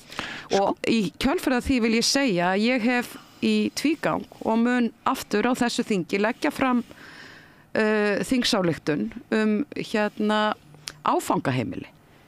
Við höfum séð hér fólk deyja í bruna, við höfum séð myndir af óþrifnaði og hryllingi inn á áfangaheimilum og allir firra sig ábyrgð. Það engin almennileg lög og reglur eftirlit og skyldur gagnvart þeim sem reka áfangaheimil fyrir fárveikt fólk. Og skoðanir þínar byggjast væntanlega á því að alkohólismi sjúkdómur, lífshættulegur sjúkdómur, fíkn sjúkdómur, en ekki bara svona einhver aumingjaskapur og geðbrestur hjá fólki sem veikt fyrir, eins og maður heyri stundum. Ég hef í gegnum mín ár og reynslu innan úr bæði þessu kerfi og sem alkohólisti haft alls konar skoðanir og þær hafa breyst og það sem ég reyna að gera að lesa mér til gagns af reyndum rannsóknum. Alkohólismi sjúkdómur? Ég myndi segja hvað heitir alkohólismi einhvers staðar á rófinu að vera heilkenni og að vera sjúkdómur. Okay. Eins og ég segi, ég ekki læknir. Reynsla mín sýnir og sýnir mér og það styðja mjög margar rannsóknir sem við sjáum í dag að alkohólismi ekki endilega heila sjúkdómur, þú fæðist með eitthvert gen og eitthvað. En það sé Kári Stefánsson? Ég ekkit endilega sammála Kára Stefánssoni. Ekki í þessu frekar en ýmsu öðru. Hann bara kannski að skjóta á eitthvað, kannski veit hann þetta ekki. Já, ég meina kannski veit hann þetta og ég meina kannski getur hann líka einn daginn bara sýnt alkohólista genið og lagt einhverja sönnur á það og ég held að ég trúi því alveg að alkohólismi leggist meira á aðrar fjölskyldur en ég held að það sem hefur verið vanmetið eru utanaðkomandi aðstæður, áföll, félagsleg staða og ég held að það mín skoðun óháð því hvað Kári segir að þegar þú sérð kannski 3., 4. og 5. kynslóð alkohólista sem búa við fátækt, sem búa við einhvers konar óreglu ofsalega flókna stöðu á húsnæðismarkaði, við sjáum ADHD, lesblindu, við sjáum fólk fellur úr námi ungt, alls konar flóknar aðstæður. Ég held að þarna sé ekki svona opbáslega sterkan heila sjúkdóma að ræða. Ég held að ef á einhverjum tímapunkti væri gripið inn í og einhverjar aðstæður einstaklingana myndu batna eins og til dæmis öruggt húsnæði, losnunda út úr fátækt, aukin menntun, bara ýmsar félagslegar aðstæður að þar hefði verið hægt að klippa á keðjuna kannski á annarri kynslóð. Það búið að vera mjög áhugavert að spjalla við þig, Jódís Skúladóttir, þingkona, en ég kannski náði ekki alveg á þann að klára þú varst edrú fyrir 25 árum. Já. Og hvað breyttist í lífiðinu við að verða edrú? Það breyttist í rauninni allt og ég nota nú stundum samlíkinguna ég hafði aldrei getað klárað neitt nema úr glasinu. Ég byrjaði í skóla og hætti í skóla og ég byrjaði á bók og ég gat ekki klárað hana og ég var alltaf á flótta, alltaf einhvern veginn að flýja sjálf á mig, því mér dreymdi betra líf og öruggari og rótfastari aðstæður. En með minni neyslu var það algjörlega óraunhæft og ég stemdi inn í nákvæmlega þetta sem ég var að lýsa hér áðan í kynslóðunum.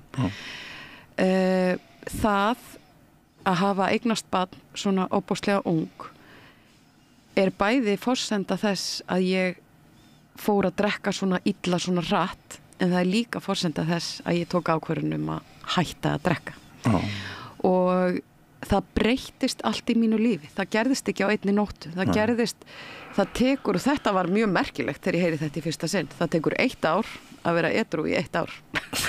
Og það nefnilega málið að við erum óþolinmóð, við sjáum kannski ekki á fyrstu dögunum eða mánuðunum, býtu af hverju ég að þessu, mér langar bara að fá mér í glas, þetta bara leiðilegt, en með ástundun, með því að verða einhvern veginn allskáð, þá var ég líka fær að leita mér annar aðstöðar, tala við námsráðgjafa, tala við félagsráðgjafa, fara til sálfræðings, fara í stígamót, hlutir sem að ég hafði bara ekki andlega burði sem virkur alkohólisti til að nýta.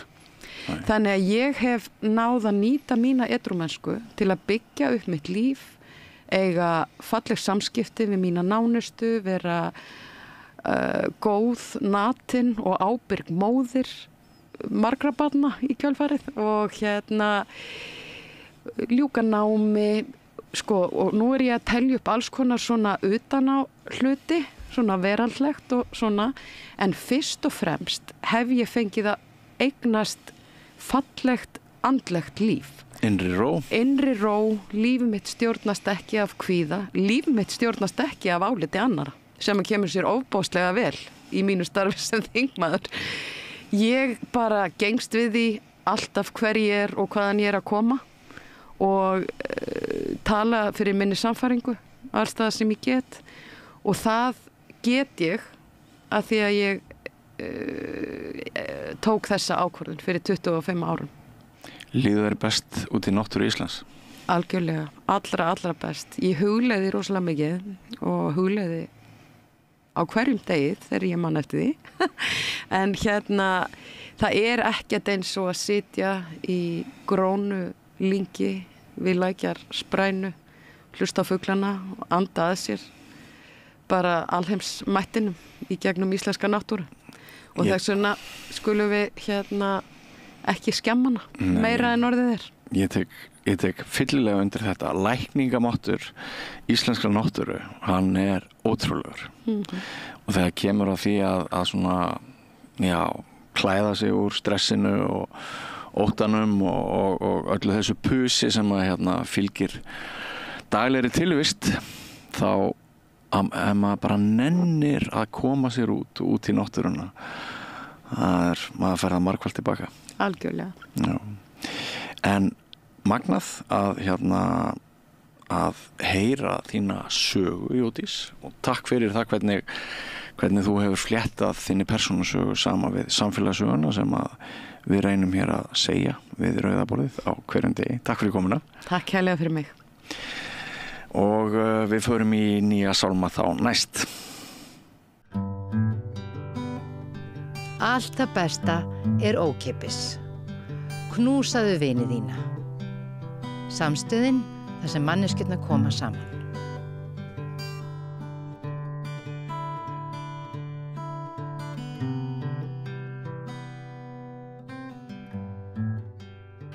Já, það komið að fréttum frá Gaza. Magdalena, velkomin. Já, takk. Hvað það er úrslitastund, segir utanríkisráðherra Bandaríkjanna. Já, hann segir það. Verður friður bara á næstu dögum eða verður aldrei friður?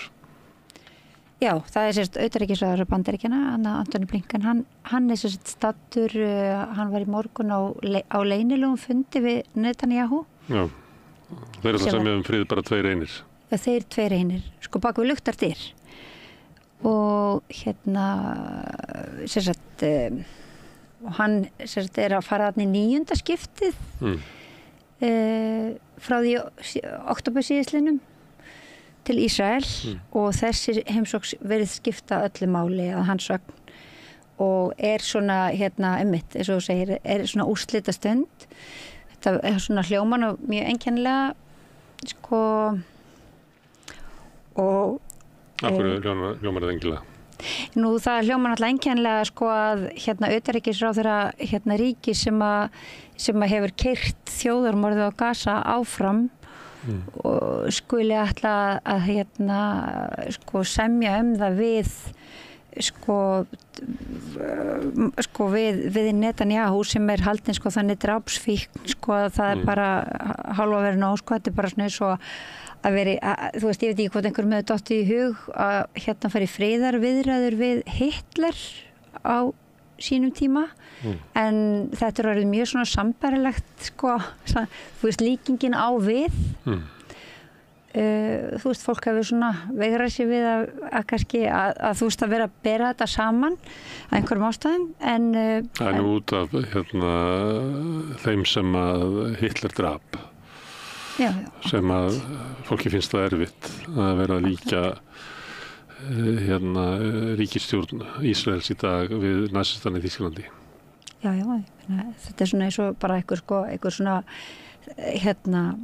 þetta svona eins og keðja hryllingsins sko, þú veist það sem að einn harmleikurinn og hryllingurinn og þjóðarmorðið og þetta holocaust sko endar í Ísrael og bara 2 árum seinna eru Palestínumenn orðnir fórnarlamb þar sem gyðingar voru eitt sinn sko. Þannig að þetta, eins og ég segi, þú veist, þetta fer kannski svona út í það sko á hvaða stað við erum svona fréttalega séð sko. En ekki fréttið það þannig að þetta eiginlega sá sem að skaffa byssurnar að ræða við morðingjan friðarviðræður? Jú. Þannig þeir geta bara lagt þetta sínar aðgerðið niður. Já, í raun og veru. Og kannski mögulega sko fréttin ekki síður. Hver trúverðuleikinn í því? Að því við fylgjumst með fréttum og ég veit ekki betur en að Vísir hafi sagt sko í fyrirsögn Blinken reynir hvað hann getur skilur og svona eru fyrirsagnirnar og ég meina og hort fram hjá því að hann raunverulega hefur fjármagnað þjóðarmorðið hingað til. Já, og getur samt komið fram í fjölmiðlum og sagt að hann sé að reyna hvað hann getur og komið sér örlaga stund í friðarviðræðum við stríð sem að hann að fjármagna sko. Og stríð, þetta ekki stríð, þetta bara þjóðarmorð sko, einhliða. Áttu við að Vísir og RÚ og félagar séu svo fastir í svona einhverju heimsmynda sem að Bandaríkin eru góði gæinn að við geta ekki sagt fréttir frá því að Bandaríkin sem eru líkil aðili að þessu þjóðarmorði. Já, við getum bara ekki átt huga þannig að við verðum að láta það þótt að við vitum öll betur að raunverulega viljið gangi allt gott til. Já, og það kannski frétt bara í sjálfu sér að sko það viðgangist að íslenskur almenningur til dæmis sko sé bara dæmdur til þess að sko hafa það sem aðal fréttaflutning sko þú veist í sínu lífi sko sínu daglega lífi þú veist ég fór að skoða í svona en nú reyndar hætt að fara mikið inn á RÚV og Vísi og svona til þess að afla mér einhverja upplýsinga og sko ekki raunverulega upplýsinga en ég fer kannski einstaka sinnum þangað inn bara til þess að athuga einmitt, gera svona skoðanakönnun á hvað hvernig þeim finnst viðeigandi að bera fréttir á borð sko, skulum við segja meira svona eins og nálgast það eins og fræðigrein og það ekkert sko það bara mjög fróðlegt og áhugavert og jafn sorglegt sko því að þú veist á einhvern tímann fór ég inn og það alltaf svona 100 fréttir sko sem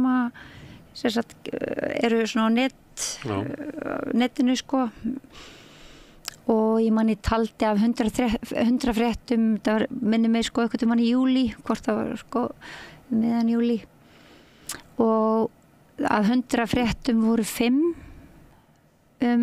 ástandi fyrir botni Miðjarðarhafsins. Ég meina sko ennþá, ég meina síðasta vetur og þá hafði ég samband við fréttastofu RÚV ótal sinnum til þess að svona svo fetta fingur út í orðfæri af því að RÚV notaði mikið sko fólk létist eða 15 fórust í árás Ísrael skilur 40 hafa látist já 40 hafa látist og bara 40 létust í loftarásum já og ég meina bara fyrir 2 dögum síðan þú ert að segja að það hafi verið myrtir já það hafi bara verið drepnir ég meina það er bara ekkert neitt sko flókið sko við það og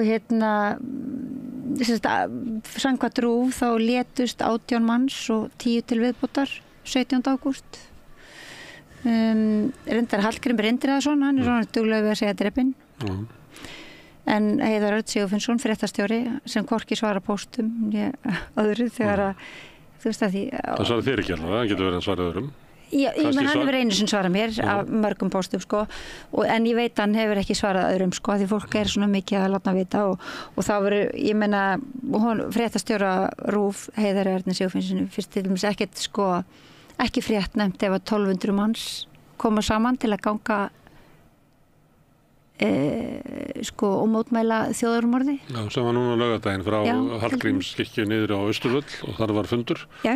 Ég kom ekki, ég var að sækja dóttur mína til Keflavíkur. Voru 1200 manns núna? Já, allavega sko. Og ég hefði haldið allavega á Íslandi, fámennulandi eins og við búum við, og líka í ljósi þess að það eru sko svolítið langt síðan að síðustu mótmæli voru. Þá hefði það kannski þótt svona í frásögu færandi að 1200 manns hefði komið saman. Og sem er svona eins og 1 milljón manns í Bandaríkjunum? Já. Sem er kannski ekki alveg sambærilegt. Ég meina bara allavega. Já, og þannig að þú veist, þetta er svona áhugavert, sko. Og líka með þessi svona framsetning, þú veist, þegar hvað segir maður, fréttir eru kannski 1 mínúta, að meðaltali eru fréttir frá sko af þessum hryllingi eru að meðaltali kannski 1 mínúta og 40 sekúndur. Það er náttúrulega formið á þessum kvöldfréttum og kannski má segja þess að það er ekki hægt að draga mikið vit í gegnum þetta form sem eru kvöldfréttir. Já, þetta er eiginlega bara til þess að staðfesta það sem að hafa verið að sannfæra okkur eitthvað ástand sem er búið að kynna fyrir okkur. Já. Það er verið að selja okkur, eins og maður veit nú í Chomsky, það er verið að selja okkur sko sátt við óbreytt ástand. Það snýst sjónvarp. Já. Sátt við óbreytt ástand, sko, já. Þá þjónar þetta fullkomlega tilgangi sínum, sko, ef það var að selja okkur sátt við óbreytt ástand, sko. Og þá kemur frétt að Blinken er að reyna allt sitt besta og þá er það bara tilgangurinn að þú átt að trúa því að ríkisstjórn Bandaríkjanna sé alltaf að starfi í góðum hug. En hins vegar sko alveg svona þokkalega löngu myndskeiði til þess að Joe Biden fyrir nokkrum dögum sko sem að sagðist aldrei hafa verið vangóður og vitnaði pappa sinn sko sem sagði sko það er ekkert í hendi eða eitthvað svona þú veist maður sem hefur sko ég gegni nú bara nafninu Genocide Joe sko í sínu heimlandi að mörgum og þú veist þannig að þetta er svona já, ef við ætlum að gangast í því að okkur sé bara selt þessi sko sátt óbreytt ástand. Sem er á hugsunum það að þeir sem að standa að þjóðamorðinu séu þeir sem eru með öllum sínum sálarkröftum að reyna að stoppa þetta. Já, og þá kannski, já, einmitt, og þetta er svona náttúrulega bara spurning hvað maður vill láta bjóða sér, sko. Þú veist, sem hugsandi manneskja. Já, ég held að þú getur ekki látið bjóða það að fá skýra sín á stöðu nokkura mála í gegnum kvöldfréttir Ríkisútvarpsins. Nei, það held ég sé alveg nokkuð. Ég datt svolítið út, ég hef ekki fylgst með Ríkissjónvarpinu svolítið í tíma, kannski var það þeirri færðu tíman eða eitthvað, kannski bara gafst ég upp svolítið, af því að maður hætti náttúrulega að kanna ef maður fær aldrei neinar fréttir sko, sem eru áhugaverðar. Er það meiningarlaust sko? Mér fannst það svona síðastliðið vor, að þá undraði mig á því að í hvert skipti sem voru fréttir frá Gaza, að þá var talsmaður Ísraelsers sem var bara eitthvað svona gaur sem að vann við það að dæla ykkur út sko. Og svo stundum líka Netanyahu eða varnarmálaráðherra en eitthvað fleira. Já, sko það... Og ég velti fyrir mig sko, af hverju ætti RÚV að gefa þeim sem Alþjóðadómstóllinn segir að séu líklegt að séu að stunda þjóðamorð. Þetta space, þetta væri bara eins og það væri einhverjir fjöldamorðingjar og eitthvað fleira hefði alltaf eitthvað space inn í fréttum Ríkisútvarpsins. Og ég sé ekki að segja að þetta má alltilega að þær rættir heyrast, en ef að þær eru einhvern veginn að svona, alltaf að enda fréttinnar á því að svona sem túlkun yfir því hvað gerðist í dag sé alltaf úr En þannig, ég held ég geti haldið fram að það við hverja einustu frétt sko bara einn skýrandi á fréttinni sem sögðir sem er Ísrael og það í hvert einasta skipti og ég meina ég taldi saman frá 13. júlí held ég til 19. ágúst það voru 26 dagar þar sem var engin frétt og annars þetta alltaf þannig og ég meina á þessu tímabili var til dæmis skal ég segja æðsti maður Hamas Ismail Haniyeh hann var myrtur það var ekki sagt frá því í sjónvarpsfréttum ég held að það kom alveg fram á netmiðlum en þetta er ekki sagt frá því og það bara einn fréttaskýrandi og það Netanyahu eða þessi talsmaður hersins og þannig það bara það svona dálítið munur kannski það svona léttur munur það eru 2 fréttakonur sem að kannski svona segja stundum fréttir á þann hátt að maður geti ímynda sér að þær hafi áhyggjur af ástandinu eða skilur þetta verður svona og þetta svona alltaf svo dapurlegt og ég meina að enginn skuli til dæmis hafa áhuga á því að leiðrétta til dæmis rangfærslu sem að hafa verið hefur verið haldið fram á fréttamiðlunum 7. október nú hefur verið börn sem voru sett í örbylgjuofn og börn sem voru skorin út úr kvið á barnsamandi konum og sett í bakarofna og grill og ég meina á þingmaðurinn Birgir Þórarinsson hann hrópaði þetta yfir þingheim og alla þjóðina leið hann hefur ekki þurft að svara fyrir það afleiðingarnar að þessu til dæmis voru ég meina það var 6 ára gamall drengur stunginn 26 sinnum og myrtur í Bandaríkjunum eftir að Joe Biden hafði haldið þessu fram í sjónvarpi þannig að þetta svona þetta mjög alvarlegt þetta fréttaflutningi fylgir ábyrgð og og til dæmis ég meina bara ef við tölum barnadauða ég held við hljótum að geta verið sammála það að það mjög alvarlegt þegar að til dæmis 70% drepina eru konur og börn Þegar RÚV segir þær fréttir þá kemur yfirleitt á eftir eitthvað frá ríkisstjórn Ísrael sem segir það að Hamas liðar sem að Ísrael hefur ekki bara rétt á heldur ber skylda til þess að uppræta að þeir feli sig á bakvið börn og þess vegna sé það raunverulega Hamas að kenna að ef að börn hafi látist í árásum Ísraelsmanna. Já. Það er akkurat stórfrétt sem að bara hefur farið eins og eldur í sín heimsbyggðina hefur reyndar ekki komist á land hér einmitt fréttin það hvernig hvernig Ísraels her tekur unglinga palestínska unglinga, klæðir þá í ísraelska herbúninga og lætur þá notar þá sem svona human shield svona, einhverja skildi og og lætur þá banka upp á hjá fjölskyldum sem þeir alltaf drepa þú veist sem nágranna þú veist, ég meina stríðisglæpur Ísraelsmanna eru þeir eru svo svívirlegir að það bara og fyrir þeim eru til sannanir fyrir hinn eru ekki til sannanir þú veist ekki, og ég er ekki að segja þú veist að þessi algjörlega ómögulegt að stríðsglæpir hafi verið framdir eða einhverjum öðrum heldur en Ísraelsmönnum í þessu en það er ekki til sannanir fyrir því. En samt það þannig að það sem að Ísraelsmenn halda fram að það sagt í fréttum eins og þessi staðreynd.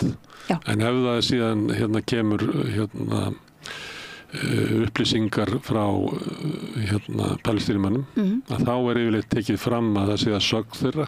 Akkurat. Það sé að sögn heilbrigðisyfirvalda Hamas og það sé að sögn þeirra og þá er alltaf fyrirvari en það er aldrei fyrirvari það sem að Ísraelsmenn eða Bandaríkjamenn halda fram. Og talandi orðfæri að þá eru sem sagt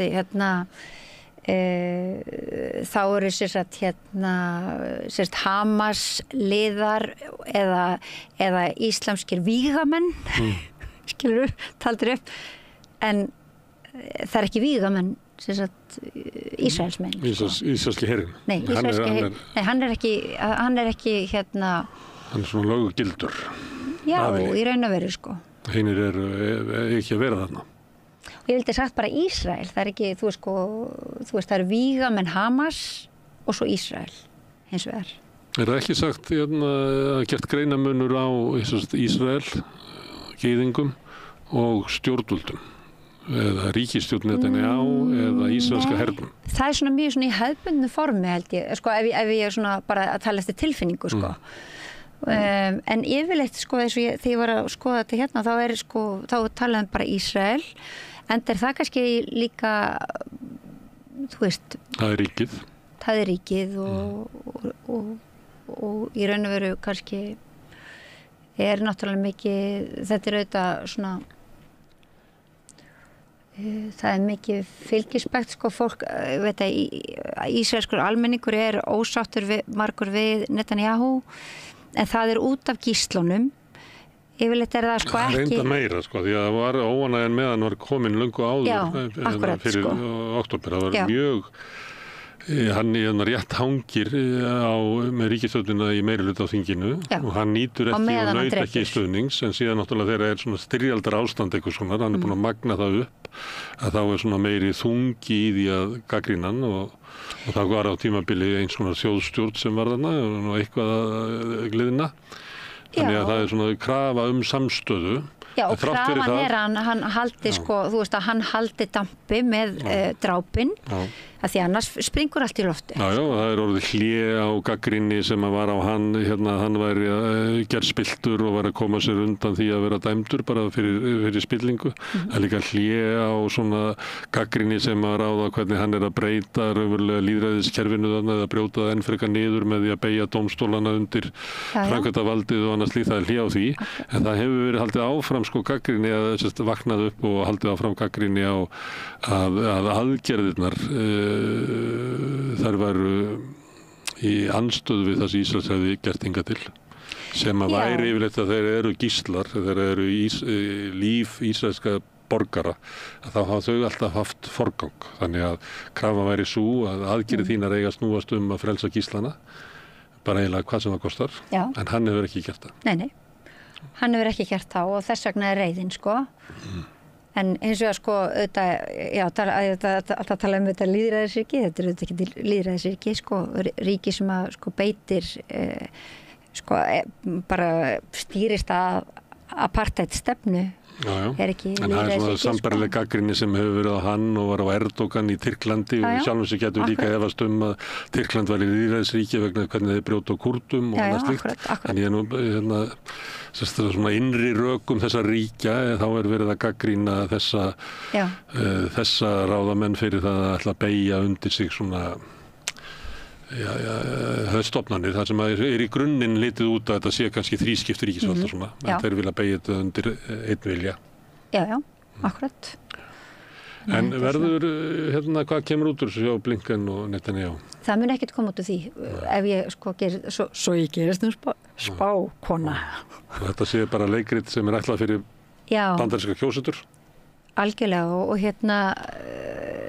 í raun og veru svona, þú veist, gruna mann auðvitað, þú veist, margar sem gruna sem sko, auðvitað bara fylgst hafa eitthvað með, sko, að þetta sé þetta bara svona eitt leikþátturinn í stærri aðgerð, sko, og sem að þegar er hafinn gegn Íran og og svona þessir áætlinu stríð í Miðausturlöndum sko.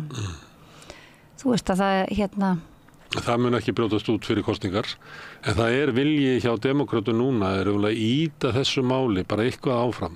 Í vonum að eitthvað svona stemming í kringum Kamala Harris verði þannig að svona Palestínumáli verði ekki hluti af kosningabaráttunni. Já, það verður þá fróðlegt að vita því það myndi verið að útnefna Kamala Harris í svona formlega sem frambjóðanda demókrata í dag í Chicago.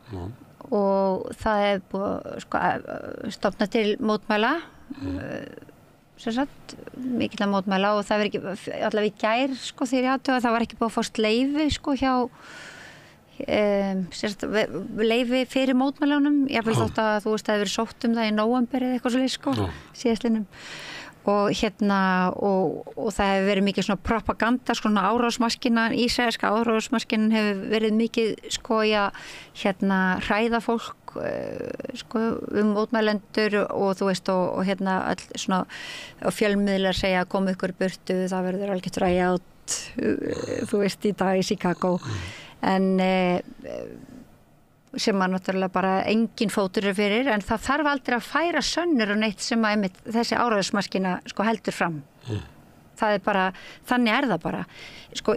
Alveg á sama hátt og þegar Ísrael fremur stríðsglæpi þá segja Bandaríkin ég vil spyrja Ísrael hvort að sé eitthvað fótur fyrir því að þið hafi fremur stríðsglæpi og svo þeir segja ekki að hafa framvinna stríðsglæpi, þannig að þeir voru ekki framdir það þarf ekki að færa þessi hliðin þarf ekki að færa neina sönnur á sína glæpi og kemst það upp með þá? Og kemst upp með þá en sem sagt en ég meina enga síður er almenningur út allan heim að mótmæla bæði var jafnvel þótt að það hefði ekki verið sagt frá því. Þá voru 1200 manns að mótmæla niður í bæ. Og í dag og alla daga eru mótmæli, það verið 13.000 manns í Oslo og laugardaginn líka að mótmæla. Þú veist, og svona bara, ég meina, þú veist, og það bara almenningur út allan heim, verið algjört tengslalýsa á milli stjórnvalda og almennings. Og það meiri stjórnvald, það líka fjölmiðlar og eitthvað fleiri. Já, ég raunin fyrir að bara greina það sem stjórnvald. Sem þá krafa það að almenningur og Vesturlöndum bara sætti sig við það að það sé þjóðamorð. Já, að 17.000 börn hafi fundist drepin, að það séu 21.000 til viðbótar sem bara horfin. Þetta bara eitthvað sem við verðum að gera og þú eru bara að setja það við. Já, þetta bara í raun og veru staðan svoleiðis til dæmis hvað varðar barnadráp að árið 2022 þá voru 47.115 börn grunnskólabörn á landinu á Íslandi. Það má segja miðað við þessar tölur að þá búið að þurrka út nánast alla grunnskólanemndir. Slíkur barnadauð hafa barnafórnirnar, já. Þannig að þetta svona, já, þetta og það verður auðvitað það sem kemur alltaf svona kannski betur og betur í ljós og framkallast betur og betur, það þú veist, þessi þegjandi hluti fólks sem að ætlar ekki að rísa upp, heldur samþykja þessa stöðu og það að verða ansi svona magnaður magnaður kokteil sem að verða úr þessu þú veist þetta hvernig eftir því sem að staðreyndirnar koma meira og meira upp á yfirborðið, hvað var þetta þjóðarmorð versus þeir sem ætla greiða götu gerandana með því að þegja eins og til dæmis Evrópa. Þannig það. Magga Stína, takk fyrir að koma hingað og segja fréttir frá Kassa. En við setjum áfram og reynum að skilja þennan heim sem við lifum í. Næsti kafli eftir augnablik. Allir þættir samstæðvarinnar eru fáanlegir á öllum helstu hlaðvarpsveitum.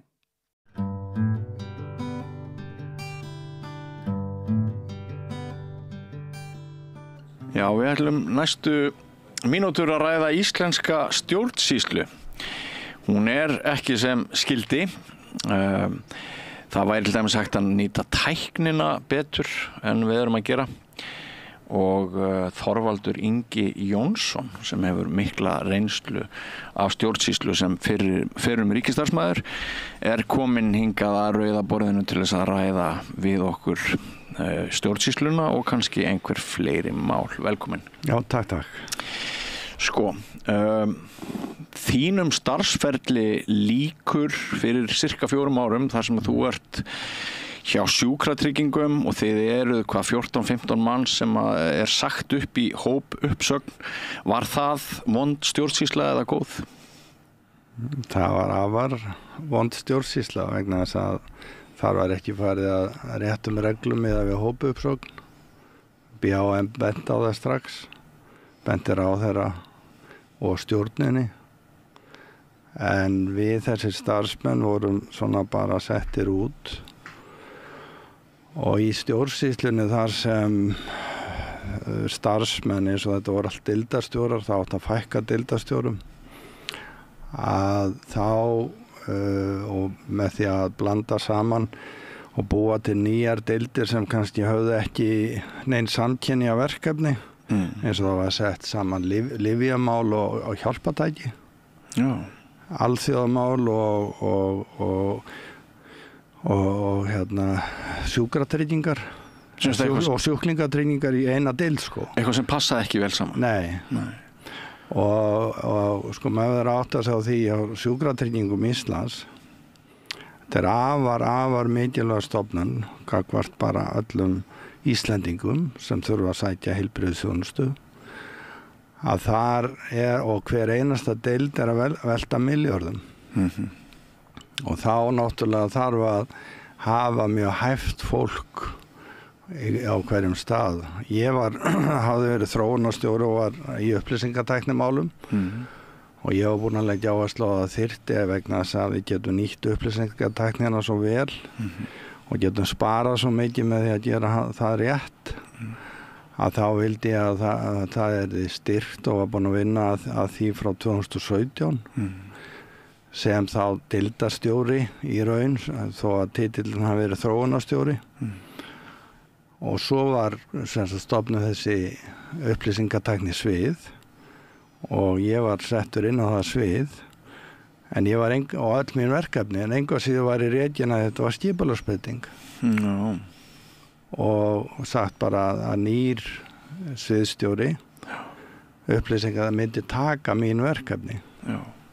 Ég taldi þetta ekki vera góða stjórnsýslu vegna þess að ég hafði lært það að ég byrjaði að vinna í stjórnsýslunni 1978. Ég nú var það gamall hundur og var þá hjá ríkisbókhaldi og með mínu viðskiptafræðinámi.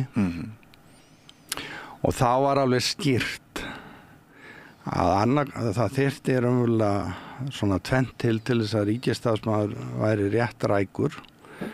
Fyrsta lagi bara allans verkefni eru lögð niður. Það átti ekki við í neinu af þessum fyrir okkur 14 af verkefni sem slík væri lögð niður en sömu verkefni voru svona sameinuð. En í mínu tilfelli var það ekki þannig, heldur var bara allt mitt sett inn á nýtt svið. Og hitt var þá það að menn hefði fengið áminningu og ítrekkað. Að þá auðvitað mætti rekamenn og ég hef auðvitað verið sko að því ég að kenna sko leiðtogafræði og stjórnun og hef mikla og með meistarapróf í stjórnun og stefnumótun að þá og hef ég lagt á þá að við séum að færa okkur, við séum að þróa okkur í starfi og það sé gott að tala saman og gefa öllum tækifæri innan skipulagsheildarinnar að komast í meira krefjandi störf. En það sem gerðist þarna var bara á einum degi var kallað og í COVID-inu sko, þetta gerðist í miðju COVID-i og þetta setti allt á annan endan. Ég og BHM taldi þetta og það ekki enn komið niðurstað vegna þess að það sem hefur gerst líka í stað þess að það væri reynt að ná sáttum við þetta starfsfólk og ráðherra og stjórnin hefur þá komið þar inn í og tala við forstöðumanninn, að þá málið sendt til Mannréttindadómstólsins. Hver sendi það þangað? Já, það bara vegna þess að menn ekki að ná saman og það í héraðsdómi og ég veit ekki alveg nákvæmlega hvernig það stendur núna, en það ekki komið niðurstaða ennþá. Hópuppsögn, þetta raunverulega mjög einfalt. Ef það 10% starfsmanna sagt upp á einu bretti, þá það hópuppsögn og þá á að fara ákveðið ferli fram, þá að meta störfin, reyna að finna og hjálpa starfsmönnum að fá annar staðar starfi eða innan viðkomandi skipulagsheildar.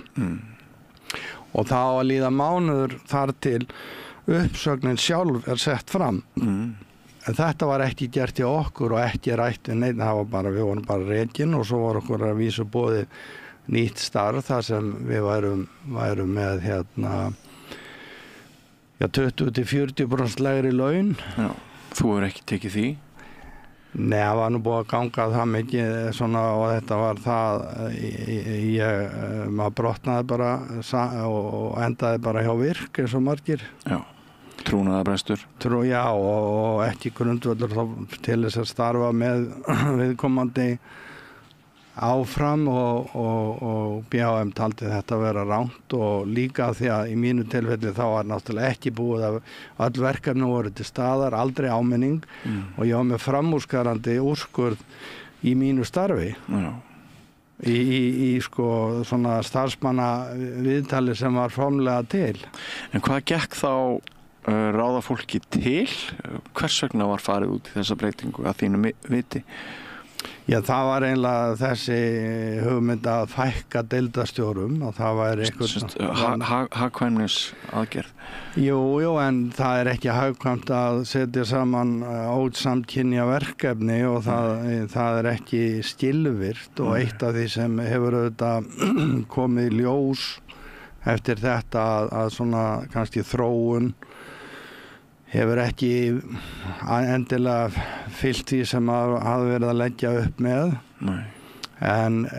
Og við erum að tala það verið gerða rannsóknar á því hjá hinu opinbera og sérstaklega í heilbrigðiskerfum að það sé svona 20-40% sóun. Og hvað erum við þá að tala um? Sóunum felst í því að þú sem einstaklingur þú ert með ákveðna vanlíðan og telur þið verið eitthvað veikan, þá átt þú í raun og veru að geta með þá tækni sem núna farið inn og spurt og fengið svör og þá þér leiðbent hvað styðsta og ódýrasta og hagkvæmasta leiðin fyrir þig til þess að komast inn í heilbrigðisþjónustuna og það þarf ekkert endilega alltaf að vera læknir sem byrjar að tala við skilur tíð.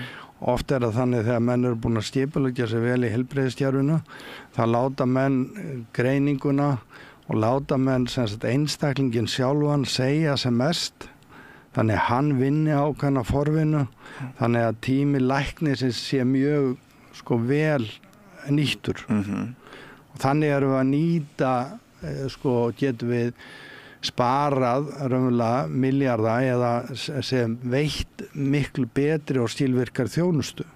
Þá ekki allir að fara á bráðamóttöku eða allir þá maður að stýra og við getum notað upplýsingar og kerfin og tæknina til þess og þegar ég að kenna í svona leiðtoga fræðum og reyndar Qigong líka að þá maður að leggja áherslu á að við séum að leita alltaf og það gaman að koma í vinnuna að þegar við erum að leita betri lausna og við vitum að getum gert betur í dag en í gær og þá erum við öll saman raunverulega leiðtogar og þetta það sem maður að horfa á og þarna gæti stjórnsýslan með markvissum hætti verið að vinna sig miklu betur og nýtt miklu betur fjármunna. En ef þarna voru teknar rangar stjórnsýslulegar ákvarðanir með skaðlegum afleiðingum, hafði þetta eitthvað með yfirmenn að gera, ráðherrana að gera, pólitíkin að gera? Já, það var náttúrulega pólitík að fyrir forstöðumaður, hann að ráðherra má á 5 ára fresti ákveða það að hann ætla að auglýsa ákveðna stöður. Já. Og það var ákveðið með stöðu forstjóra sjúkratrygginga. Steingríms Ara. Já, 2000 og ég hafði starfað mjög náið með honum. Já. Og hann var mjög traustur og góður stjórnsýslu starfsmaður. Já. Og hérna en það auðvitað litaði og svo að þú ert með honum í bandalagi? Já, ég að vinna með honum mikið og það kannski litaði þá að næsti forstjóri sem kemur inn og sem þá kannski ráðinn þétt upp að nýjum ráðherra. Já, þetta þekki ég sjálfur ágætlega. Einu sinni vann ég hjá Ríkisstofnun og það var mjög kært á milli mín og forstjóran sem reiði mig. Svo kom nýr forstjóri og þá bara allt í einu var hægt að leggja niður starfið mitt. Já. Þannig að þetta þekkt. Jú, og kannski líka allt í lagi, en þá þarf það bara að vera í strúkturnum. Að ef einhver hefur starfað mjög náið með forstjóra, að þá sé viðkomandi boðið annar starf ef nýr forstjóri ekki tilbúin til þess að treysta á, en það reyndir aldrei á það. Nei. Og hún færði mér strax til bara nokkrum dögum eftir hún kom til starfa. Já. Og en ég ætla nú þarna að því að í stjórnsýslunni og ég skrifa 2005 mína meistararitgerð árangursríka stjórnsýslu. Og þar maður náttúrulega að horfa á, og þá var ég starfsmaður Ríkisendurskoðunar í sérfræðingur á stjórnsýslu sviði. Og þá var maður að leiða og athuga eru hlutverk hins opinbera vel skilgreind, hvað á hið opinbera hverju á það að sinna. Og það nokkuð vel gert í lögum og við erum að samsama okkur svolítið og OECD ríki. En síðan kemur spurningin og það var það sem var 2005 þegar ég var að skoða þetta, þá hafði árangursstjórnun verið svona ofarlega. Menn vildu inn í stjórnsýslunni væri farið í árangursstjórnun. Og hvað þýðir árangursstjórnun? Það þýðir að þú ert búin að afmarka vel það sem þú átt að sinna og eru þín forgangsverkefni. Og getur mælt árangur. Já, og þú átt að mæla. Og hafa ákveðið viðmið til þess að við getum sagt að peningum hafi verið vel varið. Voru þessar 100 milljónir eða milljarður, fór hann og það sem ég var raunverulega komst að stofnanir höfðu þá á þeim tíma sett í skilmerkilega stefnumótun. Og ráðuneytið átti svo að taka við og fara yfir og samþykkja, þannig að hafa verið að reyna að tryggja að ráðuneyti og fagstofnun viðkomandi ráðuneytis þekkti og væri sammála áhersluatriðin og hvað árangur ætti að ná. Þetta náðist ekki. Nei, hversu heldur ekki? Ég held að vissan hátt og eitt af því sem ég bendi á að þessum tíma hefði þurft að styrkja ráðuneytin og svona kannski þétta stofnanir, hafa fækka stofnunum þá en auðvitað þarf að passa það að vera eins og ég kom inn á áðan út af sjúkratryggingum að það ekki skilvirkt að blanda saman óskyldum verkefnum. Nei. Og við erum í litlu landi og svo framvegis, þannig að það hægt að það þarf ekki endilega að vera mjög margir í stofnun til þess að hún sé skilvirk. Það bara að verkefni séu skýr og fókuseruð, þannig að menn séu alveg kláraði hvað að vera að vinna. Og þegar til dæmis núna í stjórnsýslunni, þegar það var breytt ráðuneyti og málaflokka voru settir vítt og breytt og menn vita varla í dag hver sinnir hverju. Nei. Gagnrýnirðu þær breytingar sem Já, þá kannski verið að gera hlutina þannig að það sé ekki nægilega skilvirkt. Og gagnrýnirðu þær breytingar sem áttu sér stað við upphaf síðustu? Ég hef ekki kynnt mér það nægilega en ég finn það bara að menn eru svona óöryggir og leið og menn eru óöryggir með á ég að sinna þessu eða ekki, einhver annað sem má gera þetta eða ekki, þá gerist þú alveg lítið.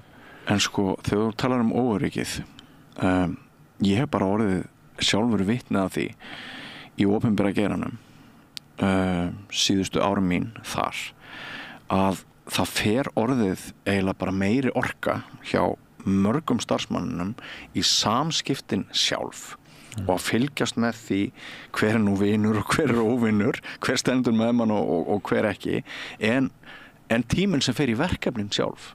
Ég margoft orðið vitni af þessu og það mjög margir sem að segja mér frá íslenskum stofnanaheimi að það sé nákvæmlega eins þar sem þeir vinna. Hvað veldur þessu? Sko, ef við horfum á bara og spyrjum okkur aðeins, sko, af hverju ég held að það sé 2000 manns hjá virk og ég fór þangað sjálfur, þarna 2020. Akkurat. Að það náttúrulega, það eitthvað verulega mikið að stjórnuninni og traustinu og akkurat þetta sem ég var að segja áðan og ég að tala þegar ég með mín námskeið leiðtogahæfni og þá þurfum við að styrkja, sko, þetta lýðræði líka, að við séum óhrædd við að tjá okkur, en gerum það fallega og spyrjum, af hverju finnst þér nú þetta, þú veist, og við erum að svona í spjalli, eins og við erum hérna, núna.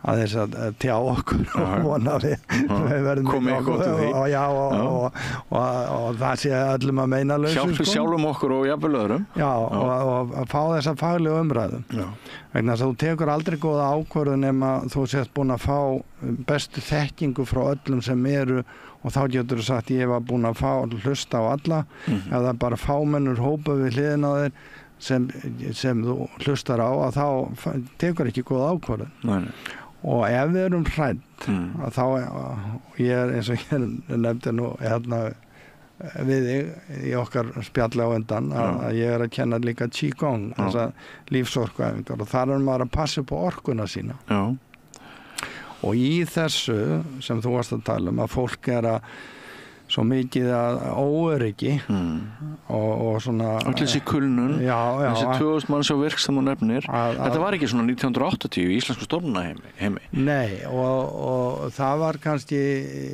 og ég held líka að þetta er stöðullinn og menn ræða það miklu sko fyrr svona þú veist að þetta óviðinandi umhverfi menn býtu kannski meira á jaxlinn og hörkuð af sér hérna áður fyrr sko og framkoma var nú ekki 80 fyrirmyndar hérna áður fyrr sko en ég að sko í þessu svo mikilvægt að við séum búin og að það veri rannsakað að við náum mesta árangri þar sem teymið, þar sem hópurinn, það fullt traust. Við þorum að tjá okkur og við þorum að gagnrýna á uppbyggilegan hátt og finna leiðir.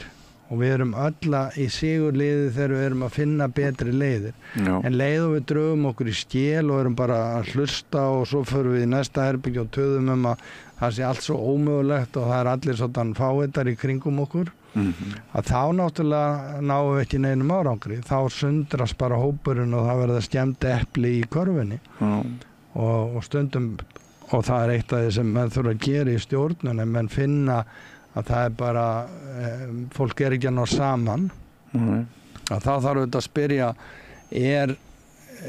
finnst þér sá einstaklingu kannski sem með ólund og ég kalla þetta nú sko mengunavaldur eða ertu gleðigjafi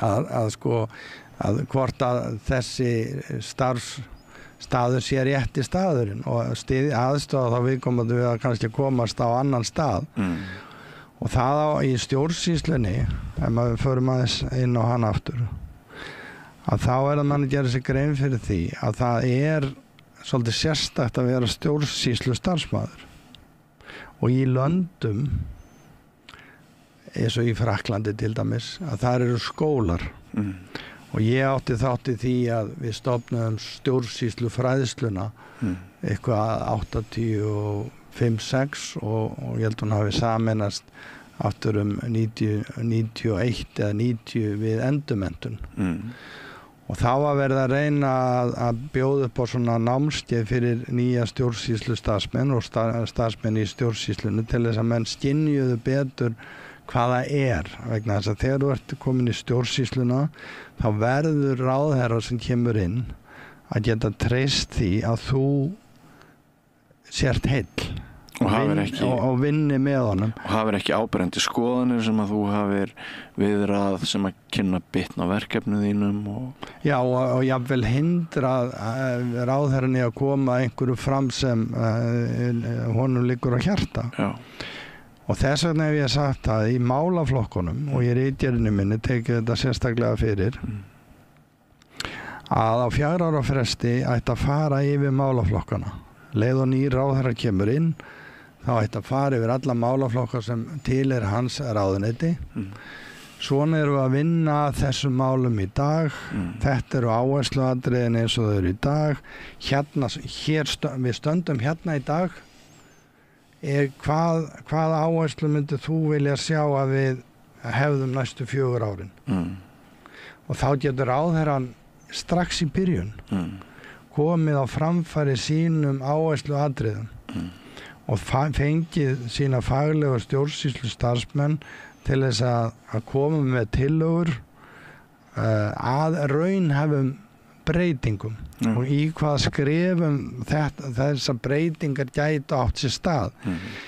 Það sem gerist allt og oft á Íslandi að við setjum falleg lög og við segjum við ætlum að vera svona og svona. En við sjáum hvergi framkvæmda áætlun eða við sjáum hvergi tímasettar áætlanir eða forgangsverkefni eða neitt slíkt og þetta rosalega óábyrgt.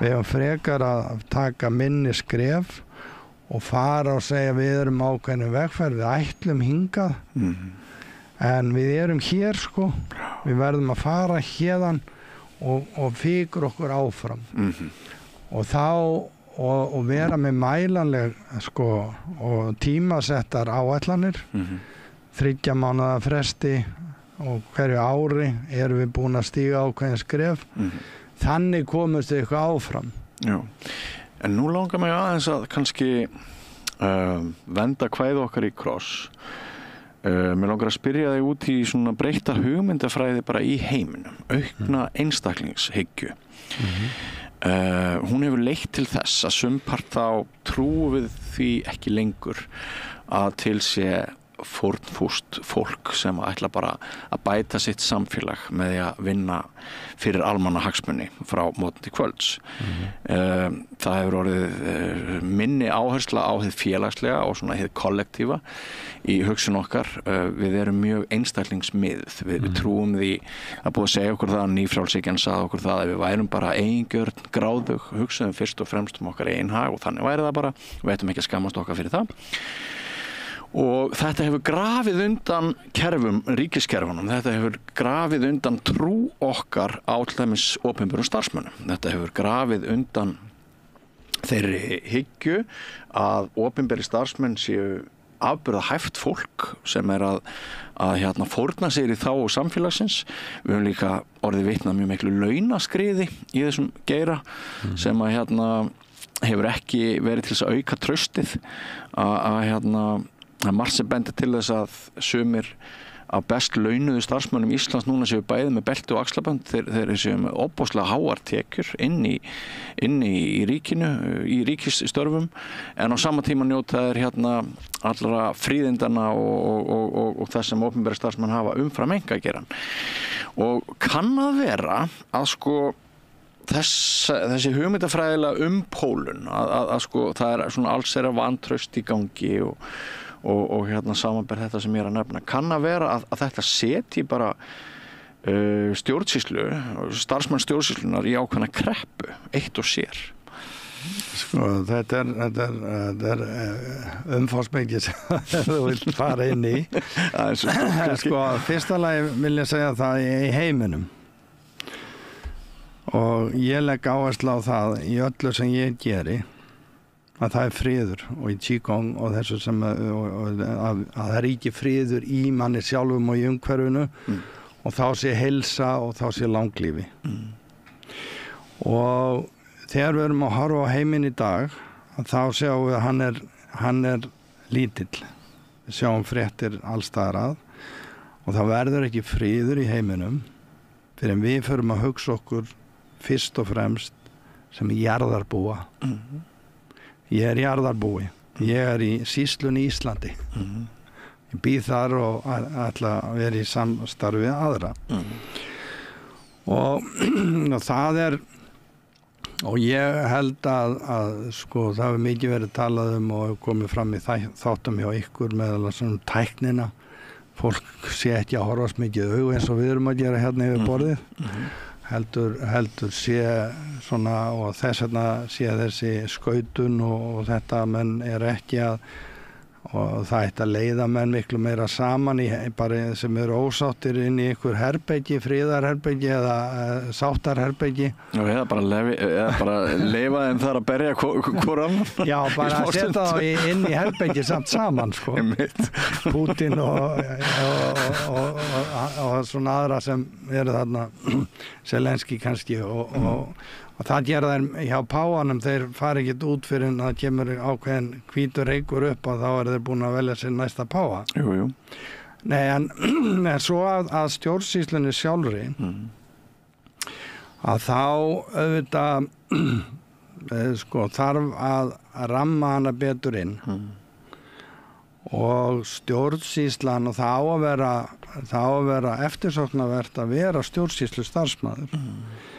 En þá ertu líka að gangast undir ákveðin aga og það þurfa að vera mjög sterk skil á milli þess að vera stjórnsýslu starfsmaður eða pólitískur starfsmaður sem kemur inn með ráðherranum. Já.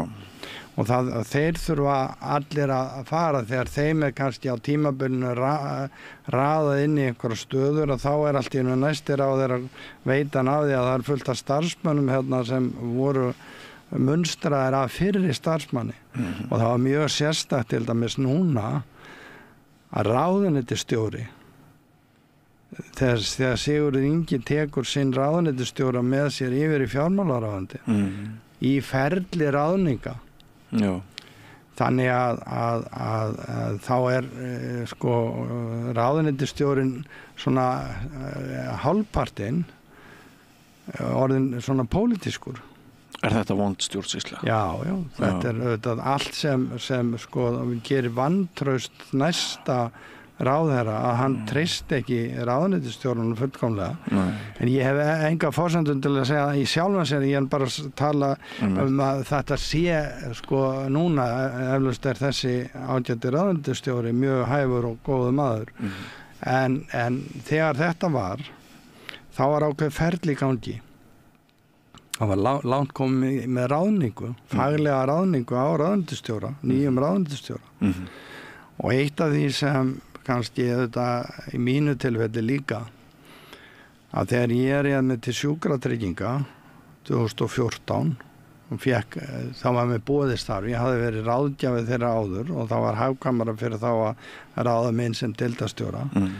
Og þá sagði ég, ok, nú er svona farið að styttast í annan endan hjá mér í mínu ævistarfi og þarna eru spennandi verkefni sem ég þekki og ég ætla að standa mig og ég ætla að leggja bara, þú veist, ég ætla ekki að fá áminningu og ég veit að þessi verkefni verða áfram, þannig að ég ætti ekki að vera skilur rekinn eins og gerðist.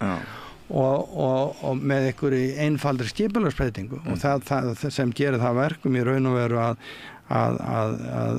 starfsmenn ríkisins eru ekki öruggir í starfinni þó að þeir sé að sinna því vel og þetta er líka umhugsunarvert fyrir stjórnsýsluna vegna þess Það sem ég ætlaði að segja, það þetta mjög mikilvægt að þegar þú ræður þið inn í stjórnsýsluna, alveg eins og þú ræður þið inn í eitthvað fyrirtæki, að ef þú stendur þið þá færðu ákveðin framgang. Já. Og þess vegna það mjög slæmt þegar þú kannski ert búin að vinna mjög öttulega og þekkir málaflokkin mjög vel og búin að kynna þér í 10 ár eða jafnvel 20 og ert hæfur stjórnandi. Já. Að þá allt í einu þegar kemur að ráðuneytisstjóra stöðuna þá skotið inn einhverjum nýjum manni jafnvel sem hætt á þessi pólitískt ráðin. Já. Og það brýtur þá upp að kannski metnaðarfullir einstaklingar sem vilja komast alla leið séu tilbúin til að fara inn í stjórnsýsluna. Stjórnsýslan þarf á sína hæfasta fólki vegna þess að eins og hefur verið minnst á í Skandinavíu að hluti af mjög sterk tenging við hamingjuríkt samfélag að stjórnsýslan sé sem sagt góð og njóti trausts. Og það gerist ekki ef það verið að blanda henni allt og mikið inn í pólitískt þras. Nei, hér það mjög mikil umræða átt sér stað síðustu mánuði ónýtar stjórnsýslustofnanir Íslands gagvart fiskeldin og Vestfjörðum. Já. Og auðvitað, sko, það líka pólitík og svo lög og reglur og bara geta og ef stofnanir eins og orkumálastofnun kannski að óörugg sem stofnunin óörugg að þá gerist lítið. Já. Af því að það veit ekki alveg sko ef ég gerir þetta það pólitískt rétt. Ef ég gerir hitt það í lagi og þetta ekki góð stjórnsýsla vegna þess að eins og ég nefndi að þegar ég var að byrja í stjórnsýsluna þá sögðu oft ráðherrar í viðtölum ég get nú ekki alveg svarað þessu ég þarf að ræða við minn ráðuneytisstjóra. Já. Vegna þess að þá vissum menn að það yrði að vera farið eftir réttum lögum og leikareglum og sögðu ekki þannig í fulleringar í fjölmiðlum á þess að hafa eitthvað á bakvið sig.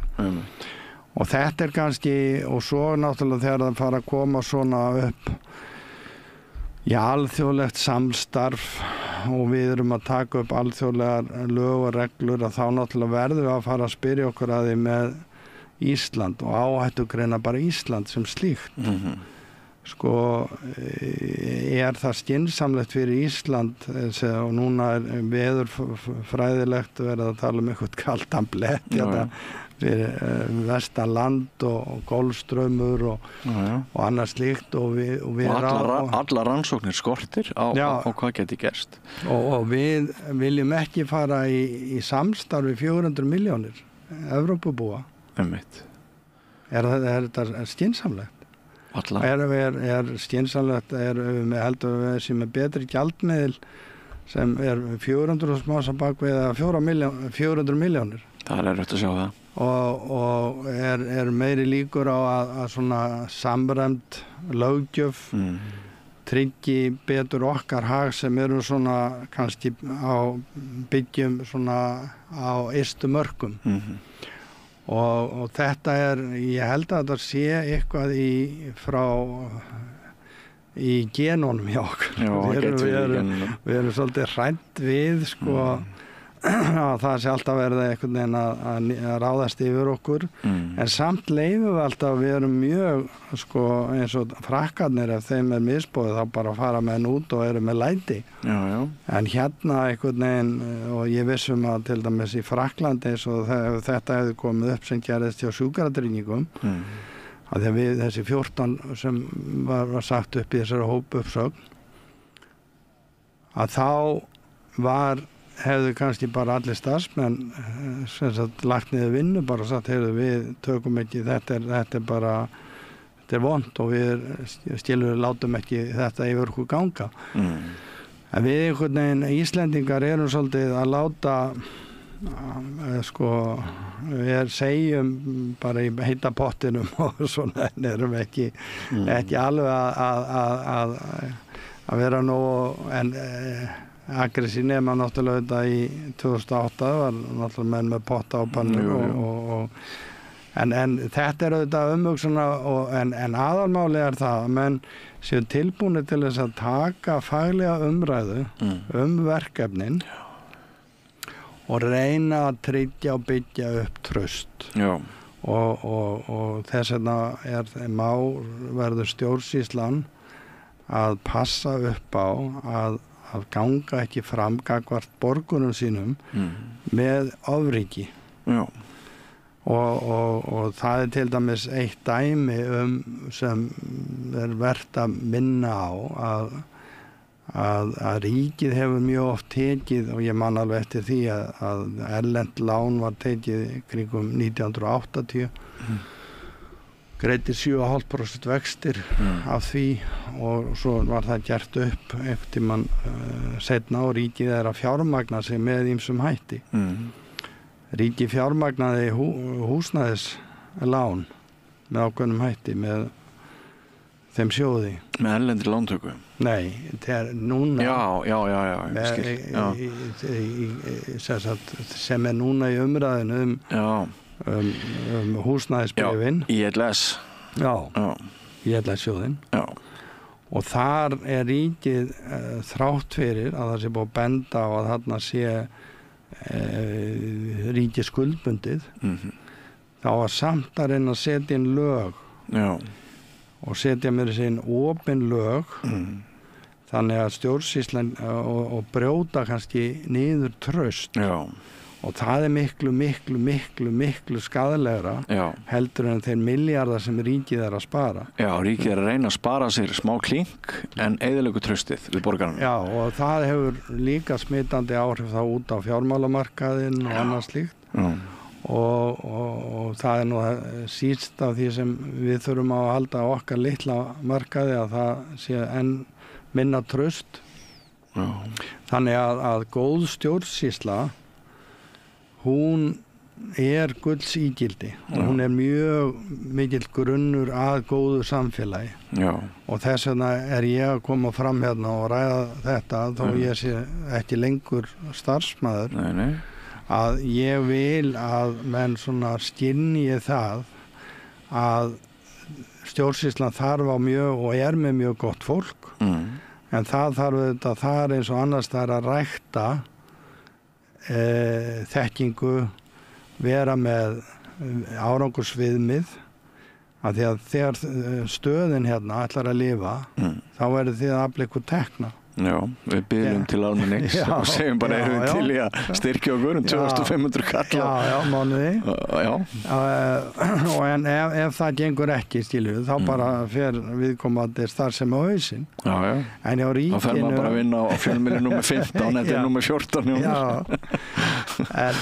en hjá hinu opinbera þá náttúrulega verkefnin reynt að velja þau og það er fjárveitingar sem dekka og þegar ég starfaði hjá Ríkisendurskoðun 2003-2006 sem sérfræðingur á stjórnsýslusviði þá hafði ég umsjón með að taka saman rittengt fjárlögunum og þá hafði ég samband við alla forstöðumenn sem fóru 4% yfir heimildir og spurði okkur að því að það mátti náttúrulega ekki. Og maður man eftir þessum lista sem kom alltaf einu svona ári. Og þá sagði þegar við erum búin að nefna þetta við ráðuneyti og spyrja ráðuneyti eigum að sleppa þessu verkefni eða hinu og ráðuneyti hefur ekki svarað okkur alveg heldur sagt kannski að því að kannski hafði eitthvað pólitíska tengingu að við skulum bara bíða eins og við leysum þetta í fjáraukanum. Já, einmitt. Og þarna akkurat það sem ég nefndi í þessu samspili og samtali milli fagstofnana og ráðuneytanna sem svo mikilvægt að stofnunni sé að vinna í takt við og það sé sameiginlegur skilningur á forgangsröðun verkefnana og það sé árangursmælingar. Já. Þannig að og ég myndi vilja sjá með ríkisreikningnum ákveði yfirlit sem gefur almenningi og eitt af því sem ég rannsakaði líka í minni ritgerð var upplýsingatæknin að hún væri opin að almenningur geti áttað sig betur á því fyrir hvað stendur þessi stofnun. Hvað hún að gera? Akkur eru að eyða 500 milljónum í þessu stofnun. Og með því að draga fram helstu verkefnin og hvað það og svo þetta starfsmennina og það sem gerð raunverulega mæling á ánægju viðskiptavinana þeirra sem stofnunin þjónustar, þá eru við komið með svona smá stöðu á hvernig þessi stofnun að standa sig. Já. Og þá komin einhver grundvöllur til að byggja á, en í dag virðist held ég að hann sé mjög svona á tilfinningalegum grunni byggður, ekki á faglegum. En það var meistaranemi í lögreglufræðum sem skrifaði ritgerð í fyrra vor, minni mig. Og yfirskrift ritgerðarinnar það hefur aldrei neinn verið rekinn frá ríkinu fyrir að gera ekki neitt. Og þetta tilvitnun í lögreglustjóra þegar hún ætlaði að fara að sanna sig og gera aðeins meira kannski heldur en þurft að gera og gera kannski eitthvað sem gat skapað eitthvað umtal eða verið umdeilt eða eitthvað svoleiðis í starfinu, þá hafði yfirmaður en að lögreglustjórinn sagt þetta við hana, að best væri að gera sem minnst. Ef maður inni hjá ríkinu þá væri best að bara lay low, fara lágt í hverskipti sem þú myndir ákveða að gera eitthvað, þá gæti skapast ákveðan umdelanleiki og það oft talað að íslensk stjórnsýsla sé í tröllahöndum korporismans og auðvaldsins og mín reynsla af því að vinna á ríkisstofnunum svolítið svo að þegar kemur að því að setja reglugerð eða koma með einhverja refsingu eða veita stórum einkafyrirtækjum aðhald, þá svona smá ótti við því lögfræðilega og það ákveðin hvati hjá starfsmönnum íslenska ríkisins að það varst ekki of. Já, þetta mjög áhugavert, þannig að grípa hans inn í þetta. Af hverju þetta svona? Vegna þess að menn hafa ekki sett sér skýr forgangsverkefni sem við ætlum okkur að færa okkur, við erum sammála ráðuneytinu og öllum og ég hef stuðningi að færa mig héðan og þangað. Og þá erum við að vinna markvisst og það það sem ég að tala um. En ef ég sem einstaklingur ætla að hoppa eitthvað svona, þú veist, og hef ekki baklandið og ég ekki búin að ræða og þá jafnvel lítur forstjórinn á það sem eitthvað einkaflip og þá ég í vondum málum. Og þess vegna þegar það ekki farið í forgangsröðun verkefna og sett upp metnaðarfullt plan, þá þetta hættan að menn bara segja ok, við skulum ekkert vera að gera of mikið og þú nagar blýant eða borar í nefið og bara reynir átt að þig og augnaráði hinna sem eru þarna inn í opna rýminu ég vil með mínu allar reynsla af stjórnsýslu og stjórnsýslustarfsmönnum góð, svona almenn og menn að vinna vel og byggja upp og það má líka tala dæmi það sem hann Ásmundur Einar Daðarsson heitir hann ekki? Jú.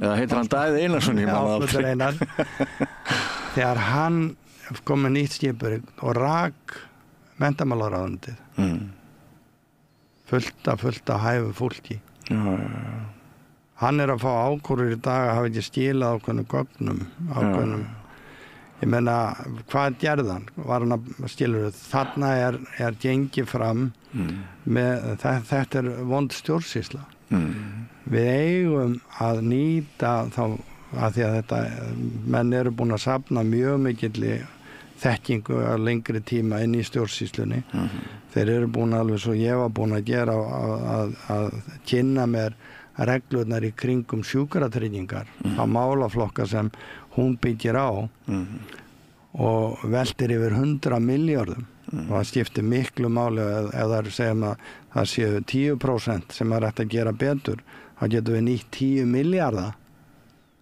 betur. Já. Og það leikandi hægt að gera það inn í heilbrigðiskerfinu. Já. En fólk þarf að fá forgang, þarf að fá sýn á það sem á að gera til þess að og metnað, auka metnaðin. Þannig að þetta auðvitað stjórnunarlegt. Já. En sko, þú hefur svo mikla reynslu og mér langar til þess að spyrja þig svona að finna að líða lokum að spjalls hjá okkur. Þú ert í raunin búin að vera forstöðumaður yfir ríkisbókhaldi og þú byrjar á 8. áratugnum að láta að þér kveða síðustu aldar. Hefur þið fundið sem pólitísk ítök ráðherra hafa þau farið vaxandi eftir því sem að tímanum hefur undið fram í þínum störfum? Voru stjórnsýslustofnanir áður óháðari eða það öfugt?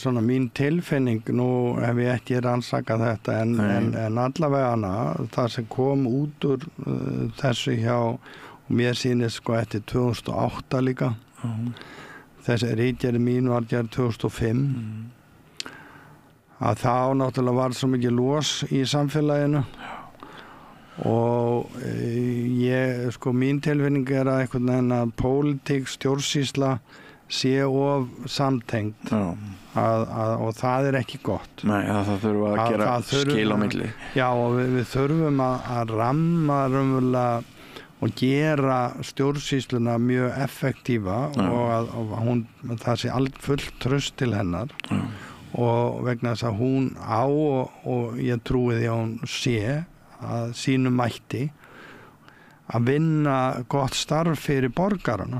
Þannig að það var alltaf lögð rík áhersla þegar ég var að byrja munum stjórnsýslan, séra Jón og Jón eiga sama rétt. Lögin að tryggja það. Og þannig þarf það líka að vera að borgararnir geti með einföldum hætti þegar við höfum tæknin í dag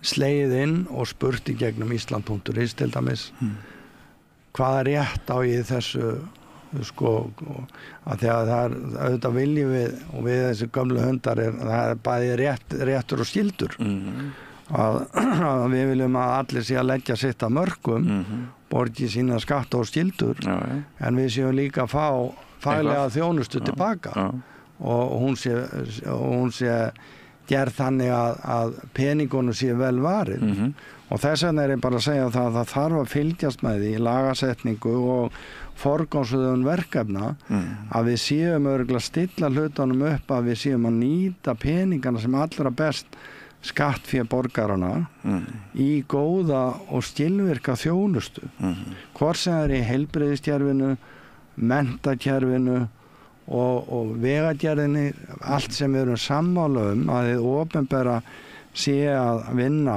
að þar þurfum við líka að hafa alveg skýrmörk á því hverju ætlum við að sinna og hverju ekki og þegar við ráðum inn og það mjög mikilvægt að það komi fram að þegar við ráðum einkaaðila til að sinna þjónustunni þá hefur verið bent á það sem vanti þar oft upp á og þegar menn að tala kostnaðan við það vanti að eftirfylgnina það að segja að þessi tekka á því þessi þjónusta veitt samkvæmt samningi rétt þannig að það sé verða að rukka fyrir raunverulega góða og gilda þjónustu og það aðalmálið þannig sko hvort að Landspítalinn sinni ykkur verkefnum eða læknar út í bæ en þegar það sami við þá og það þarf að gera það á faglegan hátt og það þarf auðvitað líka faglega að fylgjast með því að þeirra störf og séu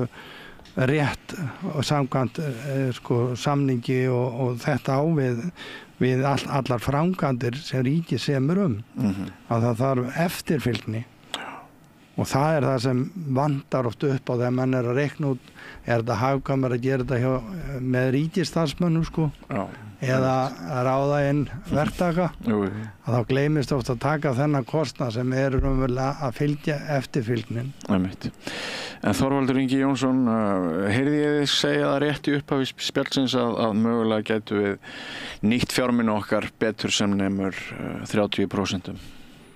Já, það hafa verið gerðar erlendar rannsóknir sérstaklega í heilbrigðiskerfinu satt 20-40%. 20-40%.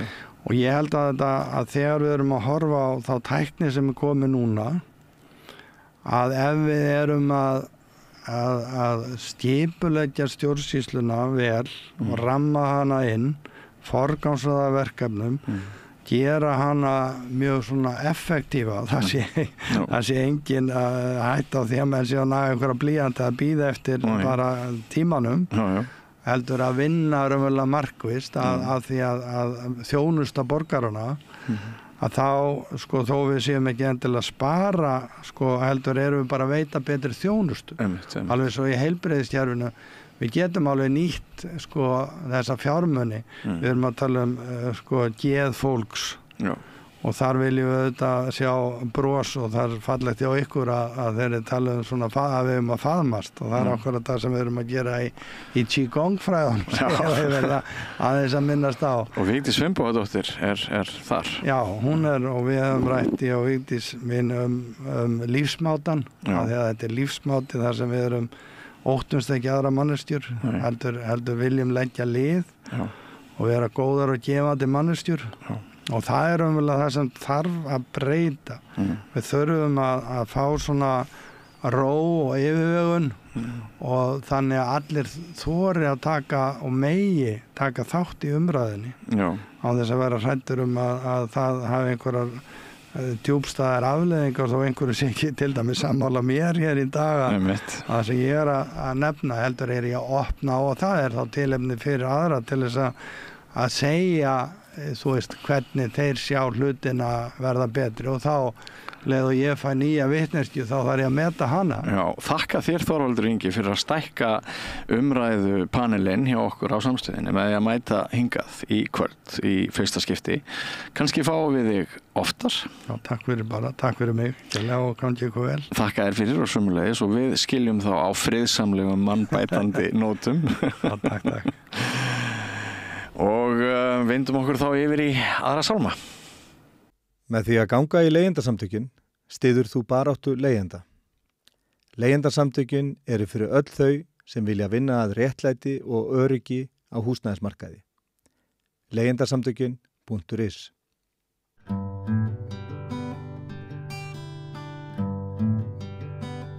Já, hingað er komin Óli Anton Bíldvelt sem hefur skrifað nokkuð mikið samfélagsmál víða undanfarið. Já, rétt sæll. Já, ég fekk þig út af því, sko. Já. Það sem að, mér langaði að spyrja hvað það skrifa, en mér langaði líka að spyrja þig, sko, af hverju ertu að skrifa? Já, sko, hvað ég er að skrifa, ef við byrjum á því. Nei, ég vil byrja á hinu, sko. Já. Við endum þar. Já, en af hverju ertu að skrifa? Já, það er nú, já. Sko, málið er náttúrulega það að ég er norskur eins og ég sagði við áðan, fæddur í Noregi, átti norskan föður og íslenska móður og við fluttum hingað fjölskyldan þegar ég var 6 ára gamall, það var 1948. Og svo óx ég nú hér á grasi og gekk í skóla og annað og giftist og eignaðist fjölskyldu og fleira sjálfur. Stofnaði nú fyrirtæki þegar ég var 24 ára gamall sem að hét Nesco og var lögu í 10, við rákum það nú í 22 ár. En lentum auðvitað þar í alls konar sviptingum aðalega vaxtafári og verðbólgufári sem var nú þá ennþá verri en nú er. Og þannig það endaði með því að ég fór ákvað að fara til útlanda og fluttist til Þýskalands í mars 1989 með minni fjölskyldu og 4 hundum. Og bjóð þar svo alveg fram til 2016 í 27 ár og hef svo verið einlega með annan fótinn í Þýskalandi mikið síðan líka vegna sem ég stend þar ákveðnum rekstri á fyrirtæki sem heitir Enox og það stjórnarformaður þannig að ég þarf að hafa nokkur afskipti af því og þetta mikið út og við náttúrulega vorum það lengi að okkur þykir mjög vænt Hamborg og það svæði þar sem við byggum á en síðan náttúrulega er þetta að þegar ég kem hingað heim og búin að vera svo lengi í burtu að við vorum ekki svo mikið á ferðinni á þessum tíma vegna þess að foreldrar voru látnir og við eigum 3 syni sem allir búa erlendis einn í Danmörk og einn í Hong Kong og einn í Bandaríkjunum. Þannig við áttum ekki svo mikið erindi hingað en maður auðvitað fylgdist með, maður var nú áskrifandi af Morgunblaðinu og svona. En þegar ég kom hingað heim fór ég veltaði fyrir mér að sko hver staðan á þessu blessaða þjóðfélagi, hvað við breyst þessi 27 ár og hvað framundan. Og ég náttúrulega fór að bera þetta sama við það sem að ég auðvitað upplifði í Þýskalandi og ég var reyndar víð Evrópu og mikið Asíu líka í samtöku viðskiptin. Og þá fannst mér að margt hefði bara varla breyst þessi 27 ár. Til dæmis náttúru og umhverfis og dýravernd að við vorum bara að hjakka þar í sama farinu á mjög lágu stigi og mér líka það illa því ég er mikill dýravinur og átti eins og ég nefndi áðan hunda og reyndar fleiri dýr og þótti að var vænt þau og gerði mér einlega grein fyrir því að þau væru bara jafngild á menn að tilfinningum og viti þó þau væru öðru sér gerð. En þannig mér líka það illa og fór reyna að skipta mér að því. Nú síðan fannst mér illt að Íslendingar skildi ekki hafa opin augu fyrir því að Evrópa það sameinast og verða einn sterk og verða mætti vegna þess að þeirra fram í sækti að þá myndi sko fólksfjöldi og burðir í Evrópu verða tiltölulega litlir með það þróun sem að verða í heiminum og að skilir fyrir því að við getum varð okkar menningu og hagsmuni og okkar verðmætu öll í Evrópu væri að við stæðum sama sem einn sterk heild og einn sterkur aðili og þannig og svo voru menn að fjalla hér ESB og Evrópusambandið og Evrun og annað sem ég hafði fylgst með innanfrá í þessu 27 árum með Evrunni frá byrjun og ég hafði mikinn áhuga á þessu og fylgdist feikilega vel með þessu þannig ég kunni góð skila á þessu málefni og svo voru menn að tjá þetta hér og sá við hugmyndum hvað að vera að tala og ég var að skrifa þetta og benda á þetta. Nú, sko, til þess að taka Evrópu og ESB kannski sérstaklega aðeins að þá... Aðeins, af hverju þetta skrifa? Því að spurði ekki með það, af hverju þetta skrifa þessar greinar? Þetta reyna að hafa áhrif á...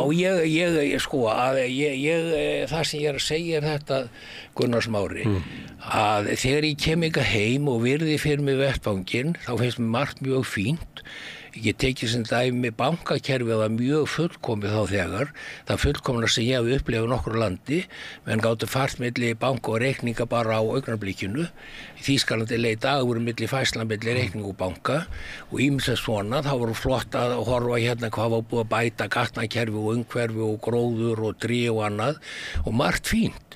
Og náttúrulega fólki elskulegt eins og hefur alltaf verið en svo bara komið þessu hlutur dýravernd, náttúruvernd, umhverfisvernd og svo sko pólitísk mál meðal annars og sérstaklega þetta Evrópa og hérna ég áður ég svara þessari spurningu hinni ætla ég að útskýra það sko hvað mér lá á hjarta til svo skilji betur svarið við hinnu að sko að ef við skoðum Evrópu 100 árum að þá var það svo íbúar í Vestur-Evrópu voru 500 milljónir og allir jarðarbúar voru 2 milljarðar.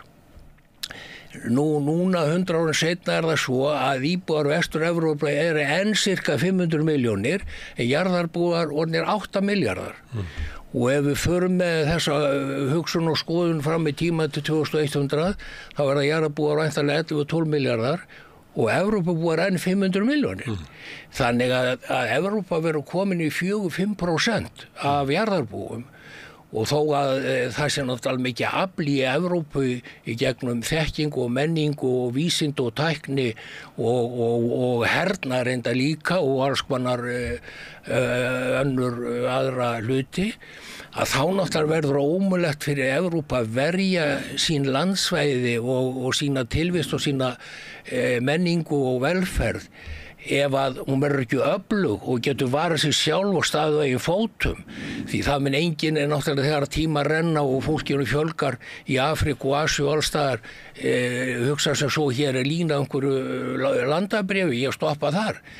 Þannig að mér gífulega mikið mun að efla Evrópu og gera hana jafn sterk og verða má án Bandaríkjanna án Bandaríkjanna alveg endilega og afgerandi því að það ekki neitt á Bandaríkjanna að treysta og þá ég náttúrulega að hugsa ekki mína eigin velferð eða mitt eigin öryggi, ég heldur ég að hugsa börnum mín og barnabörn. Ég á nú þess að 3 syni eins og ég nefndi og 9 barnabörn og inn í hvaða heim erum að færa þetta blessaða fólk og og ég segi það bara skilir fyrir því að Evrópulífi að hún standi eins og ein massífi heild á öllum sviðum en auðvitað verður hún vera opin fyrir jákvæðum samskiptum við aðra og hún vera opin fyrir því að hjálpa öðrum þjóðum sem þurfa að hjálpa að halda þróun á þjóðum og öðrum sem minna mega sín en sú hjálp á að fara fram hjá þeim en ekki í Evrópu að við þurfum að fara með okkar hjálparstarfsemi til Afríku, til Asíu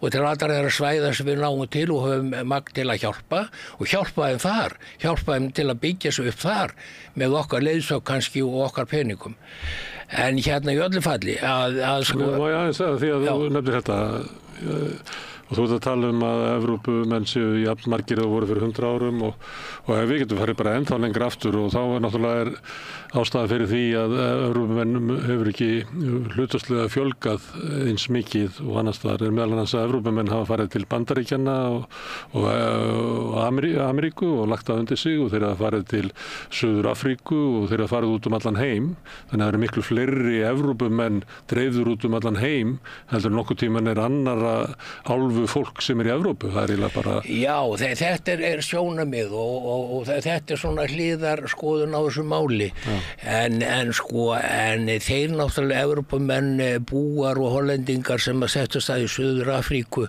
og Evrópumenn allra þjóða Evrópu sem settast að í Bandaríkjunum, Norðurlanda búar mikið og Pólverjar og Þjóðverjar og alls konar að þeir eru orðnir þar lendir þeir verða þar lendir Tóku landið Þeir tóku landið Já, þetta önnur spurning Gunnar Smári og það má ræða það en þetta kemur ekki beint inn í þær spurningar sem við leggum fyrir mig skilur en ástæðan fyrir því að fólkinu fjölgar ekki Evrópu einfaldlega sú að fólki vill ekki lengur eignast börn að konur vilja vinna úti, vilja vera frjálsar og sjálfstæðar, vilja geta bara leikið sér og farið í ferðalög og skemmt sér og annað eins og kallmenn og svo framvegis og vilja ekki bara vera bundnar af börnum nema minna og minna.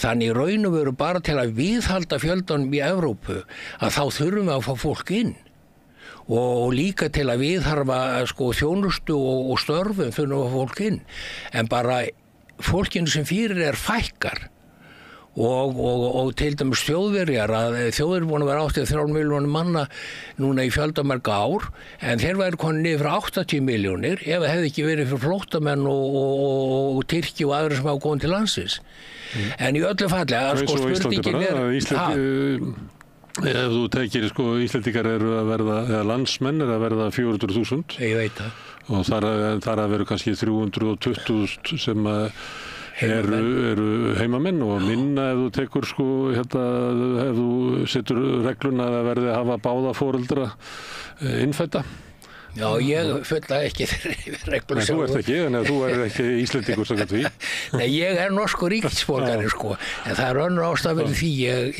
þegar við fluttum ykkar heim að þá voru regluna þær en ekki líka miklu eftir það að þegar ég var fullorðinn, 20 og þá var ég ákveð hvort ég vildi halda mínu norska ríkisfangi eða ekki og ég náttúrulega fengi íslenskt ríkisfang en ég þurfti að breyta nafnu og ég heiti Úli Anton Bíldved og ég þurfti að breyta nafnu í Óli Anton Ólafsson af því pabbi hét sama nafnu og ég Úli Anton Bíldved en ég vildi það ekki og þess vegna var ég aldrei Íslendingur eða íslenskur ríkisborgari þó að mér finnist einst inn að ég sé nú að mestuleitt Íslendingur Þú gætir að núna, það nú ekki skylda að breyta nafn Ég veit að ég hef enga þörf fyrir það skilur að spurningin þessi af hverju ég að skrifa að í fyrsta lagi var að segja hvaða skoðanir að brjótast í höfðun á mér og hafa verið og margt annar reyndar bæði heimspekileg mál og ýmislegt annað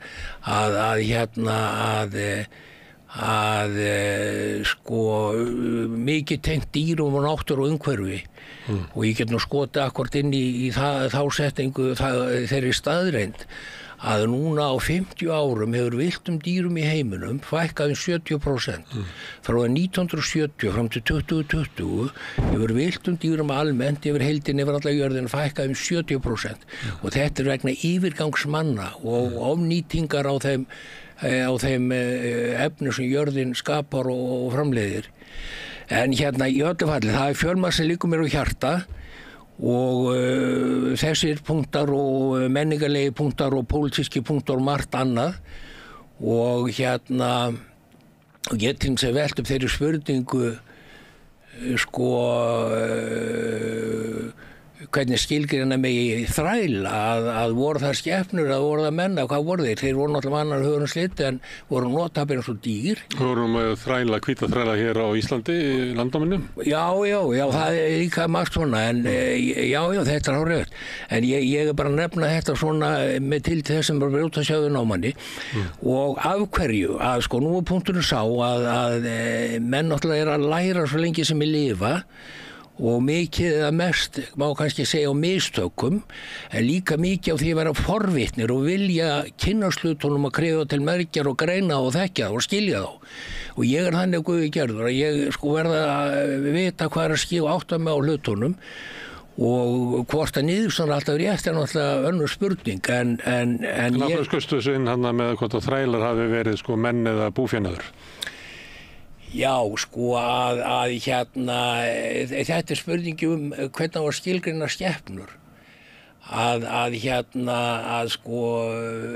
Nú skulum við taka sem dæmi bara þá staðreind að það er verið að taka húð af svínum og græða á menn og það er verið að taka nýr úr svínum og græða á menn og það var tekið hjarta úr svín og grætt í mann og liði í allmarga mánuði. Nú það verið að gera tilraunir á litlu músum eða hundum eða öpum og dýrin hvalinn herfilega og ofta reyndar og jável drepinn en svo eru niðurstöðurnar notað til að framleiða líf fyrir menn og finna aðferðir til að lækna menn vegna þess að staðreyndin er ennþá sú að öll spendýr í grunninn nákvæmlega eins sköpuð og þess vegna má yfirfæra af lítilli mús sem spendýr yfir á mann eða fíl á mann og þarna kemur náttúrulega upp hugleggingin og það hvar eru mörkin milli manna og dýranna og hvað greinir þú að Þú vilt færa dýrunum sem við notuðu í tilraunaskyni, þú vilt færa þeim eins konar mannréttindi? Já, ég vil bara, við ekki kalla það kannski mannréttindi, það bara orðalagsatriði. Ég vil færa þeim réttindi. Svipað var gert við þrælinn? Já, tilveruréttindi, ég vil færa þeim tilveruréttindi, velferðarréttindi, öryggi og ég vil víkja frá því þeirri hugsun og þeirri aðferðafræði manna að það megi fara með þessi dýr eins og mönnum þóknast og drepa þau að ganni sínu og misnota þau og meiða þau og bara koma herfilega fram við þau vegna þess að þetta séu dýr. Og þegar að maður náttúrulega huglega þetta svið allt saman þá náttúrulega vaknar spurningin hvað eru mörkin milli dýra og manna og þess vegna kom ég þetta með þrælana að þrælarnir voru náttúrulega með annan hörunslít og annað andlitsform og kannski líkansform á einhver leiti fluttir inn og þetta eins og dýr í Bandaríkjunum og annar staðar og þar var skilgreiningin svo hörunslíturinn og upprunnin eða hvað það var. En í öllu falli, ég raun og veru snýst þetta Gunnar Smári það að dýrin eiga rétt á því að lifa sín eigin lifi í friði og ró fyrir yfirgangi manna og gráðugheitum og djöfulgangi og hugsaði eins og kýrnar núna að það verið að leiða þær inn í fjós, það láta þær eiga kálfa til þess að þær mjólki, kálfunum hent til hliðar að þeir eru látnir drekka vatn og fá einhver vítamín og svo eru kýrnar konur einhver sjálfvirk fjós og þar þær mjólkar og standa og geta að hreyft leggaði lið samkvæmt lögum eiga rétt á því að vera mist 6 vikur á sumru úti. Ég farið 3 hringi kringu land og alla sé nokkar einustu kún einstæðar. Þetta eru svona punktar. En þannig að þetta er fjölmars. Hvernig breytum við þessu? Hvernig breytum við þessu? sko með því að berjast fyrir því, já ég náttúrulega hef skrifað fyrir velferð dýranna í alla fjölmiðla landsins, kannski 100 greina á þessum árum. Ég fer í Matvælastofnun, ég fer í Náttúrustofnun og talaði við æðstu menn og ráðherra og allan hennar mannskap, en bara kerfin hér á Íslandi svo niður njörfuð, hagsmunakerfin, af sérstaklega sjálfstæðismönnum og Framsókn sem hafa stýrt þessu landi í 100 ár og þeir stýri ekki bara gegnum sem pólitísku ítök með þeir eru við stjórnvölin, heldur líka gegnum embættismannakerfið sem eru búin að byggja upp og tryggja sig með. Þannig að það bara eins og hlaupa á vegg að ætla að fá einhverju breytt. Að við getum tekið bara lítið dæmi að það verður að drepa hreinkýr frá kálfum frá 1. ágúst. Kálfarnir fæðast mánaðamótin apríl-maí eru rétt 8 vikna. Það er ekkert spendir sem fært að sjá sig sjálft 8 vikna gamalt, hvorki kálfur, nýja hundur, nýja köttur, nýja neitt dýr, 8 vikna. Það þarf á móður að halda eða hjálp, leiðsögn. Og hér búið að vera að drepa hreinkýrnar frá 1. ágúst, frá því 2010, fram að þeim tíma var það svo ég taki nú kannski þetta mála því að þetta dæmigert málum minn baráttum mál. Fram til 2010 var það þannig að þá sögðu menn, já, kálfarnir get ekki lifað sjálfur og einir. Þannig að þá drápu kýrnar og kálfarna með. Það var reglan. Já, við verðum að drepa kálfarna með. Því þeir get ekki stáð eigin fótum. Það veri algjört dýraníð að láta það lifa eina eftir. En þá gerist það að það kemur ljósa af veiðimenn að þeir drepa kýr en ekki kálfin sem ái kúna. Afkvæmi kýrinnar heldur drepaði stærsta kálfin í hjörðinni til að fá sem mest kjöt og þegar að þetta veltur upp á yfirborðið og menn á sig á því þá sagt já, nei þá má ekki drepa kálfin og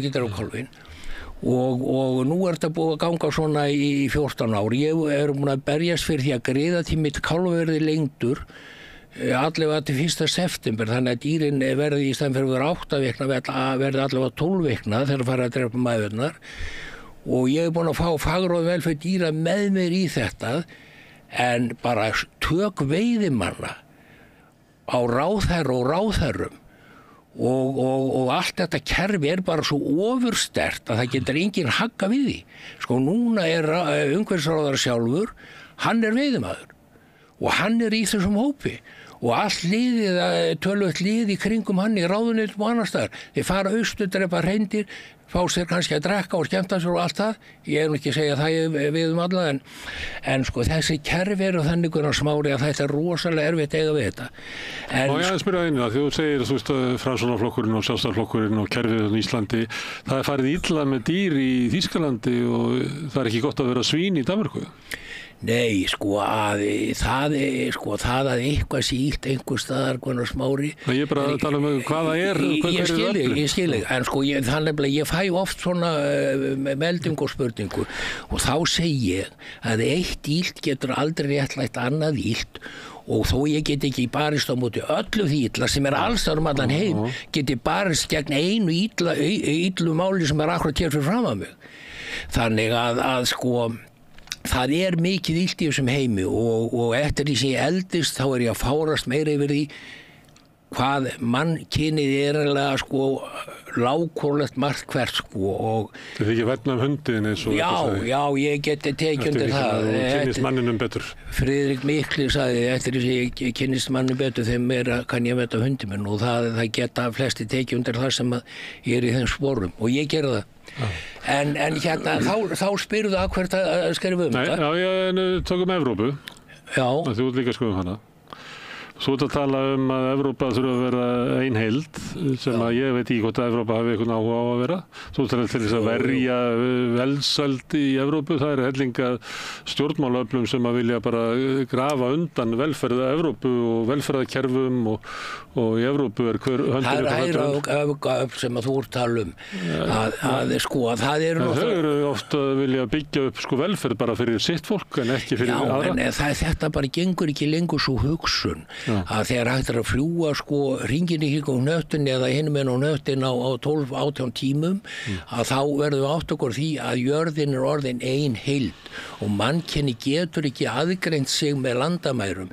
Loftið eitt og það sama, hafið eitt og það sama fyrir fjölmargar þjóðir og við verðum átt okkur á því að í gegnum tækni og þróun mannkynið orðið ein heild og jörðin og allt það og við erum að deila sem með okkur og skipta sem með okkur og náttúrulega hver og einn býr á tilteknum stað og verður að vinna út frá því en samvinn og samstarf ekki bara innan Evrópu heldur allan heim er lífsnauðsyn.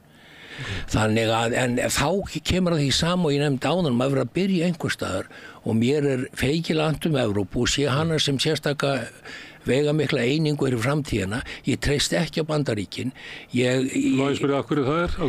Það við náttúrulega bara sjáum stjórnmálamennina, Donald Trump og aðri slíkir þeir geta vaðið uppi og ég vil segja svo því að ég var í kjörnir aftur núna. En við höfum gert Wilders og við höfum Le Pen og við höfum Meloni og við Evrópu. Já, en ég skal segja það skrýtna að sko að það náttúrulega eru þessar þessi róttæku flokkar í Evrópu, Svíþjóð, sænsku demokratarnir og AfD í Þýskaland og svo framvegis, Le Pen auðvitað og á Ítalíu náttúrulega gamall nasistaflokkur sem að Mussolini sjálfur stofnaði.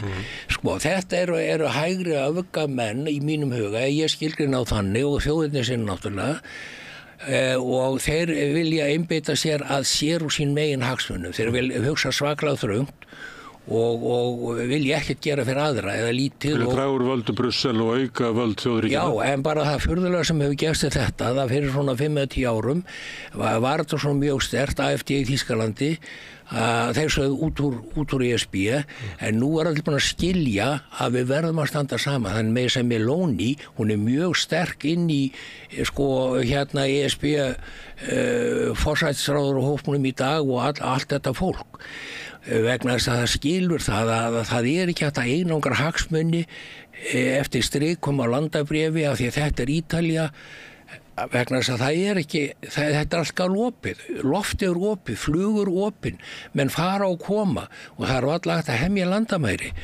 þannig að það verður að búa til ný kerfi en sko í raun og veru þetta kannski þannig að sko ég hef svakalegar áhyggjur af því sem að gera sér sem heimi og mér líst bara ekkert á blikuna og ég náttúrulega fullorðinn maður að meðalaldur Íslendinga, íslenska karlleginn 81 ár, ég nú komið fram yfir það, þannig að hvaða tíma hef að ég bara reyna að leggja mitt litla lóð í vogarskálarnar meðan ég geta og ég nýti þann tíma sem ég hef, svo lofir ég heilsuraustur 7-13 og og hef fulla kraft og þoli ekki iðjuleysi þannig að ég bara allan daginn í einhverju. Og skrifa svona greinar og leggur þær inn í umræðina. Verður varfið það greinandinn reyfið við fólki og sko að veltur fyrir það hvort það sé tilgangur með þessu? Sko að ég nefndi það áðan að það væri sumt eins og hlaup á vegg og það þannig Gunnar Smári sko.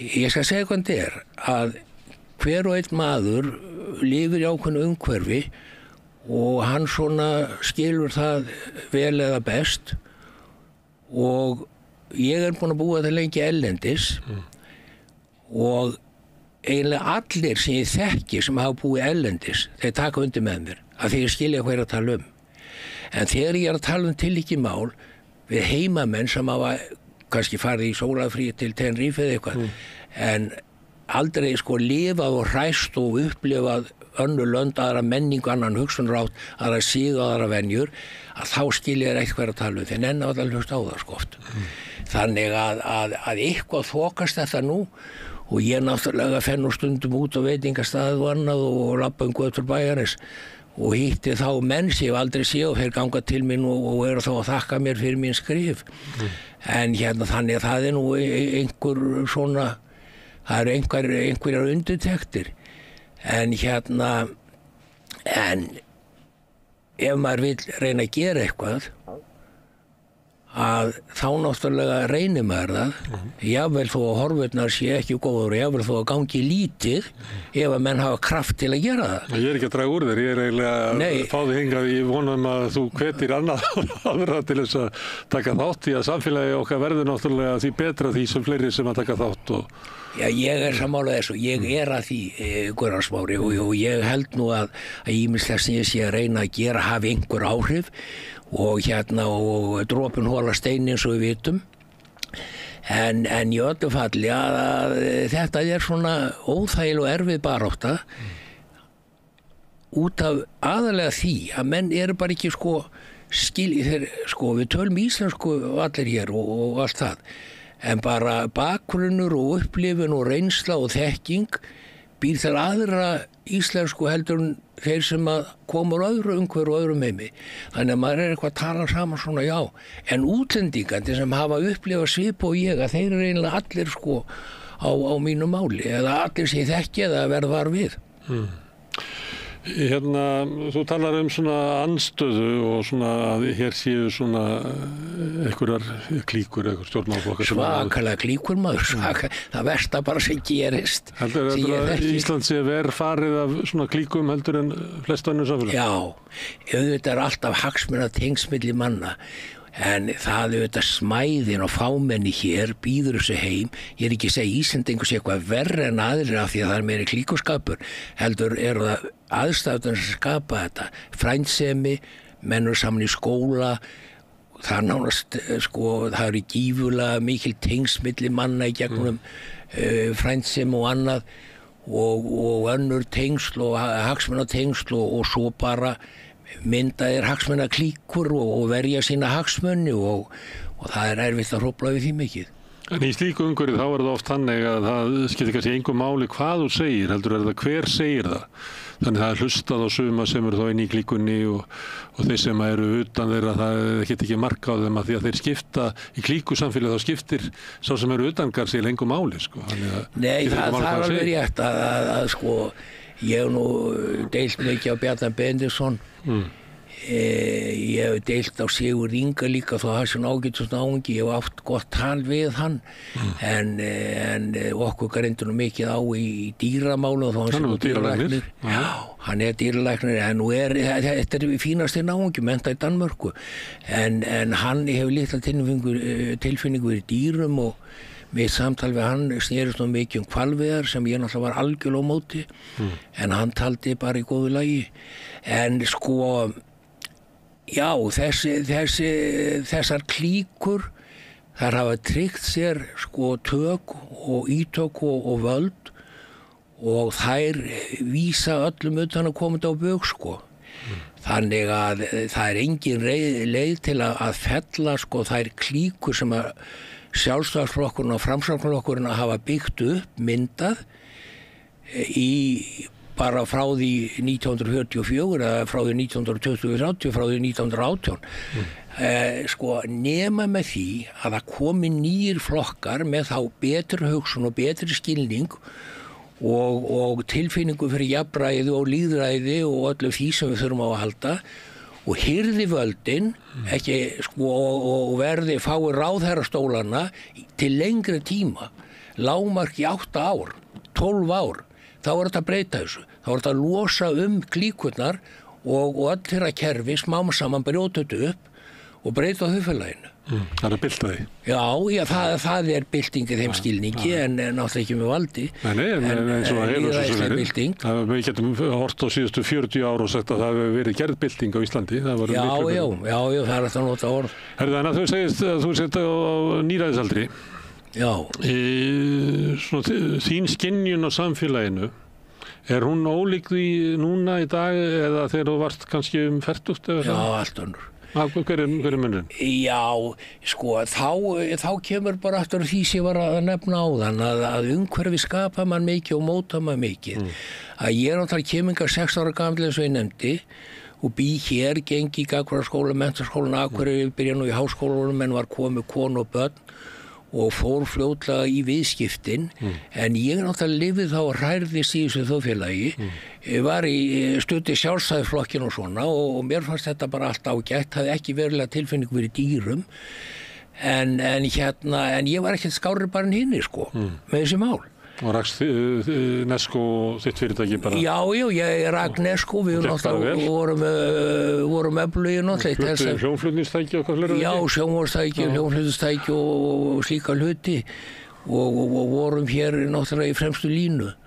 En þetta náttúrulega og fórum nú reyndar sko strax 1974 að stað með rekstur erlendis í Noregi. En það nú saga. En síðan fer þetta á hausinn, ekki?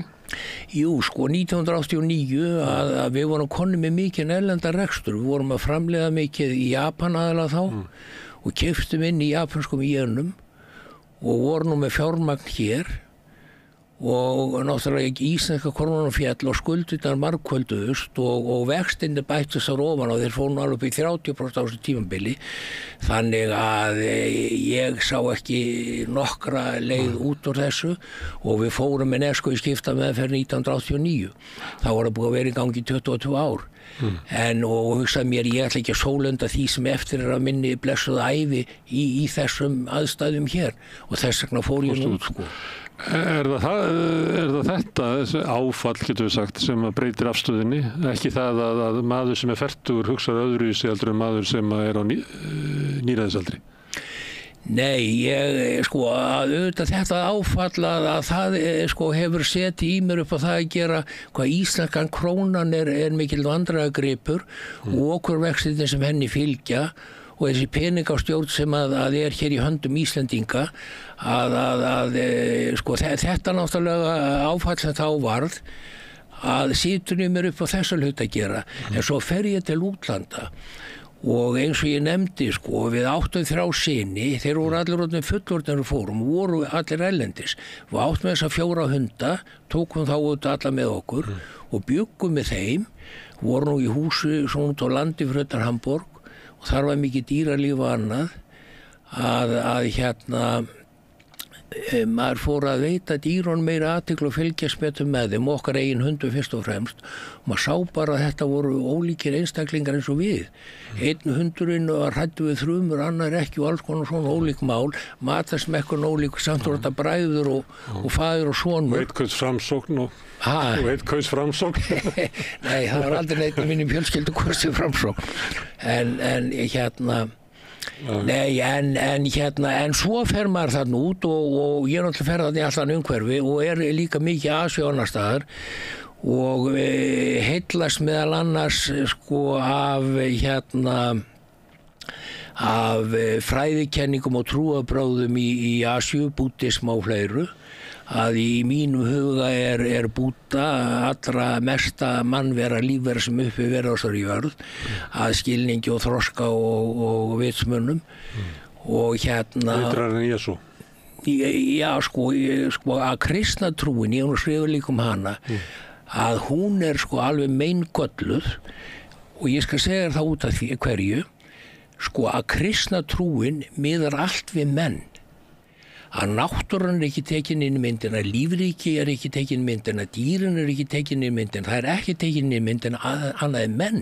En menn eru bara örlítið brot af lífríkinu og trúarbrögð og lífskenning sem gengur bara út á menn algjörlega glötur á þeim tímum sem við lifum og framöndan eru. Að sko nú verða menn að skilja loftið, við eigum það saman og verðum að verja það, hafið, jörðina, öllu verðmæti sem við eigum.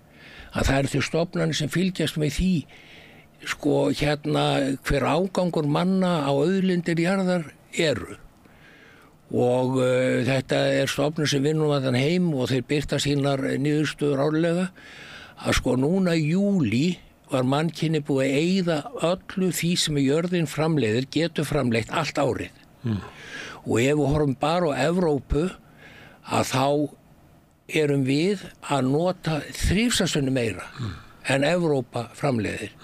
En sko svo náttúrulega eru fátækþjóðir en ég vil að nota minna.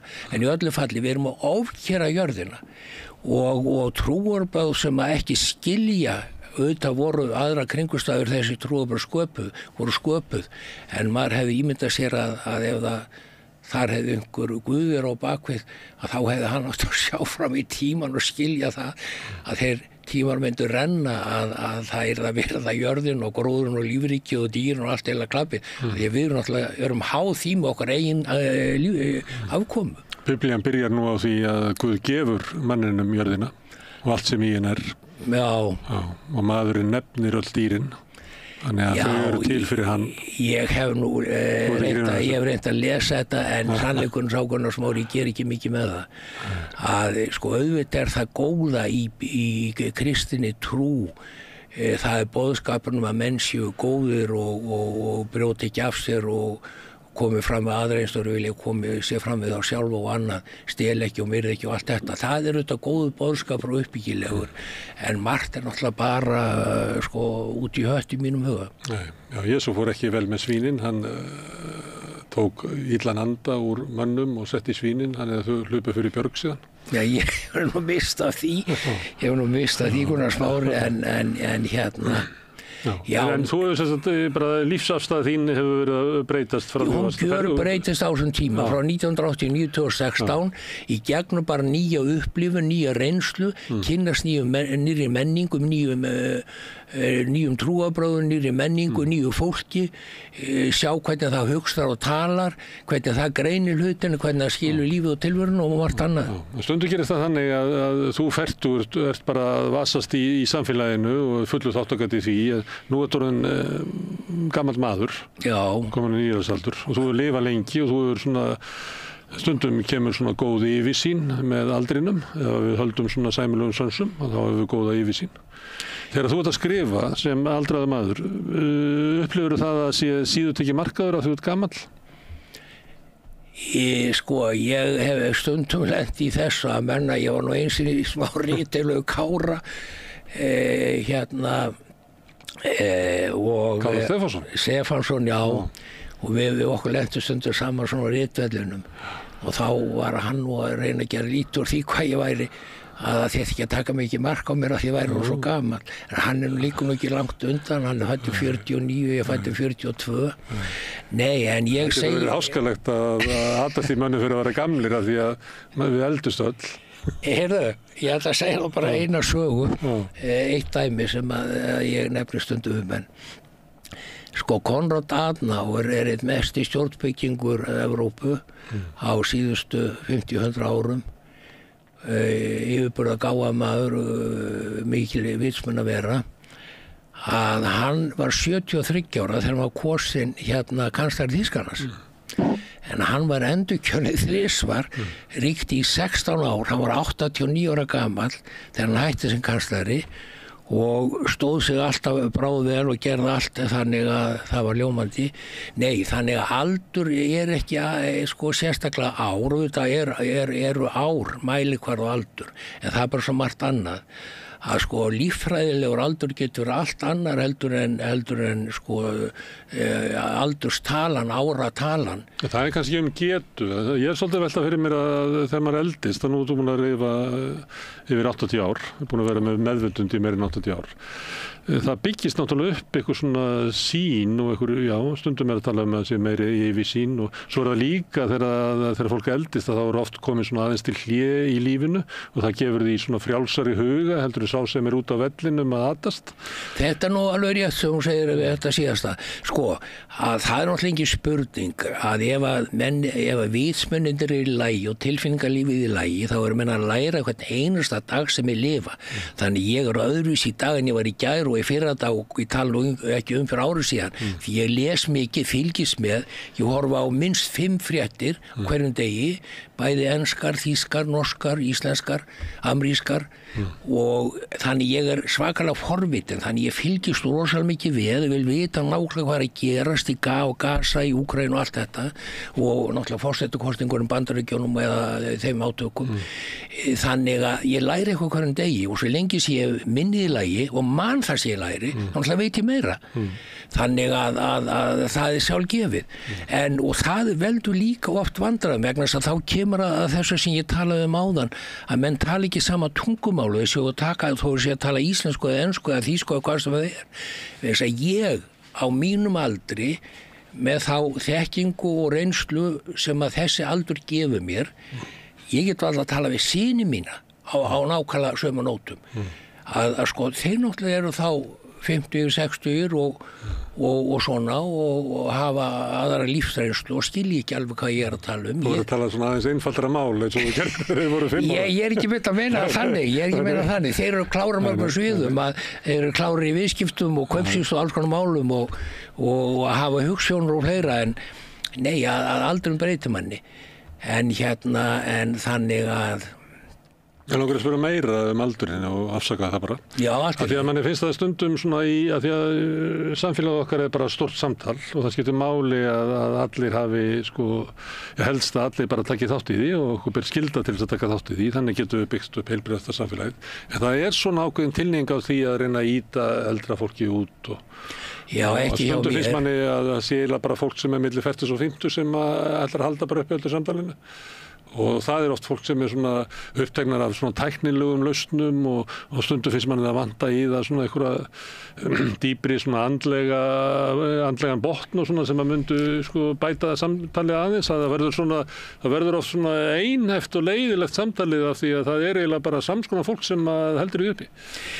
Já, þetta ágætt hugleiðing og meginatriðum alveg hárrétt að þeir sem orðnir 40, 50 að þeir halda einhver vita allt og kunna allt og ég var líka í þeim hópi á þeim tíma en svo náttúrulega þegar maður eldist og upplifir meir og læri meir eins og ég var endur að segja að þá náttúrulega áttar maður segja á því að það var maður vissi ekki nægilega mikið og það var óskaplega mikið sem var ólært og einu sinni spurði hún strákati mig að því að þá voru þeir litlir að svona 10-12 ára gamlir að hvað nær vitneskjan langt að hvað heildarþekkingin ef maður myndi læra allt sem hægt að læra hvað væri það mikið þannig ég sagði þá við drenginn að við hugsa okkur og séum við sandströnd hún sé 100 metrar löng og 10 metra breið og þar gífurlega mikill sandmassi og þá sagði ég efast að við vitum mikið meira en sem nemur einu korni af þessum massa vegna að það var mín tilfinning þá og svona, þetta gróft og svolítið yfirkeyrt en einhvað síður þetta mín tilfinning. Þú talar svolítið að svona bara erfitt að finna eitthvað sem hefur svona sambærilegan skilning og þú. Og þannig það, erum við bara sjálfstæðir heimar, hver fyrir sig og þú byggir upp svona reynslu og lífssýn og mannskilning og tilfinningu fyrir samfélagi sem einstakur og svo hittur þú fólk sem eitthvað lítið skilt og svo hittur þú annað fólk sem á bara erfitt með að ná saman hvað við erum að ræða og þannig það og svo deyr maður.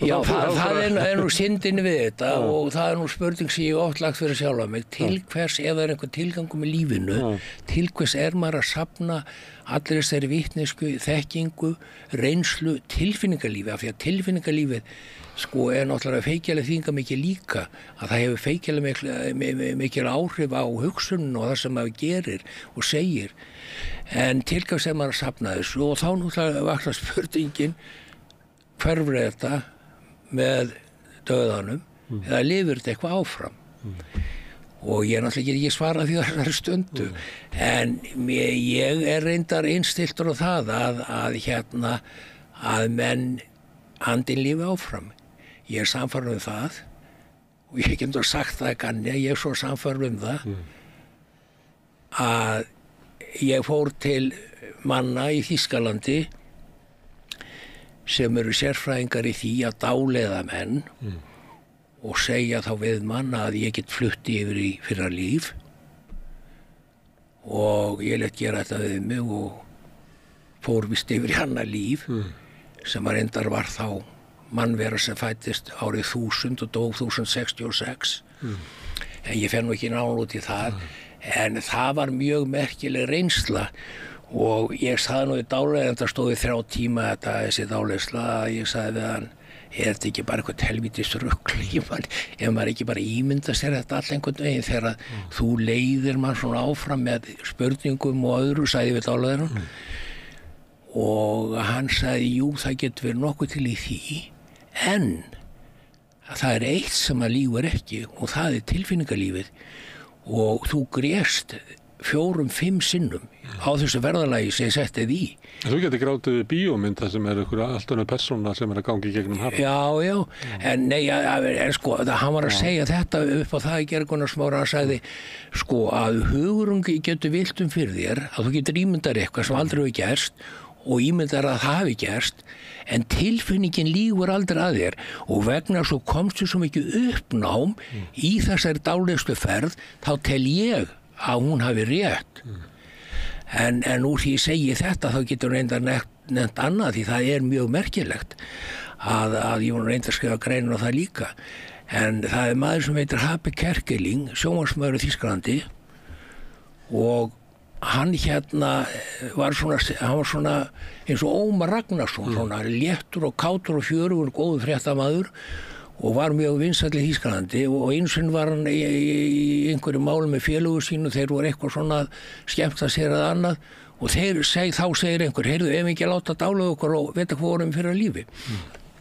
Þannig að þeir hendur sér í það, eitthvað 6-8 manns, Habe dáleitur og upplifir það að hann hafi verið munkur í klaustri í Austur Þýskalandi sem var en Pólland í dag og það hafi leitað til þeirra flóttamenn gyðingar og þeir hafi falið þá í klausturinu en það hefði endað með þeim ósköpum og þjóðir að fundi þessar flóttamenn og skutu munkana og þar á meðal hann. En hann, sko, þegar hann var vakinn úr dásvefninum þá fékk þetta svakal á hann og hann hugsaði með sér, ég verð að finna út úr og hann fór að grafast fyrir þetta og kemst að því að þetta minni hafa af sér stað.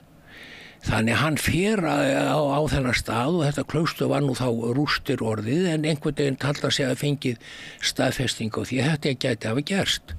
Þannig hann bara gjörbreytið sem mannvera og fer nú Jakobstíginn á Spáni til svona reyna átt að sjá lífinu og tilverunu. Tilverunni kemur svo tilbaka og skrifa bók þessa lífsreynslu. Og svo blað í Þýskalandi sem heitir Bild, eins og veist kannski, Bild Zeitung sem nú stærsta dagblað Evrópu, 6 milljónir eintaka og það spyr Habe, megum við ekki birta úr þetta bókinni og svo segja leiðinni, kæri lesandi, hefur þú upplifað eitthvað svona sjálfur? Og það komu 100 svara og menn höfðu upplifað það að hafa lifað áður ekki bara sem menn, heldur sem dýr, sem fugl, sem asni sem að pumpaði vatn upp á brunni, sem allt mögulegt, einn hafiði sko... Það er gaman að heyra þetta því að ég hef verið svolítið skeptiskur að þessu vegna þess að þeir sem að muna fyrir líf, þeir voru alltaf einhverju kóngar og einhverju svona að maður hugsaði að það gengur eiginlega ekki alveg upp sko, einhvern tíma hljótuðu að hafa verið þrælar og asnar og... Gunnar Flóri, þetta var ekki þannig að þeir sem að svöruðu, einn til dæmis sagði að ég var svertingi í ákveðnum sko svertingja hópiflokki, þjóðflokki í Afríku og ég vissi nákvæmlega hvar ég hafði verið og hvað hefði gerst og ég þekkti sko ættingja mína og ég er búin að fara 30 sinnum í þessu lífi til að vera með ættingjum mínum úr hinu lífinu. Sko, þannig að þarna kom náttúrulega mjög merkilegur svona punktur. Þetta svona eitt af því sem maður upplifir og sest að í manni og hefur áhrif á hugsun og tilfinningar. Ok, þá kemur spurningin að því við erum svolítið að tala það hvernig maður byggir upp svona einhverja sýn og sjálfskilning og skilning á bara sköpunarverkinu, myndu kristið menn segja, en ég veit ekki hvað þeir bútist að kalla það.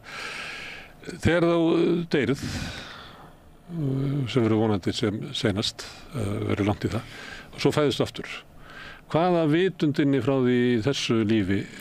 Já, þessari spurningu, þetta flókin spurning og þetta góð spurning en flókin og það getur engin svarað henni.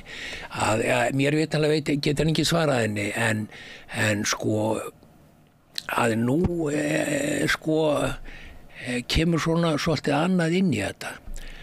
Að sko svo ég viti nú í Búdda sem minn allra mesti lærimeistari að eina af hans helstu kenningum þú ert það sem þú varst og þú verður það sem þú gerir.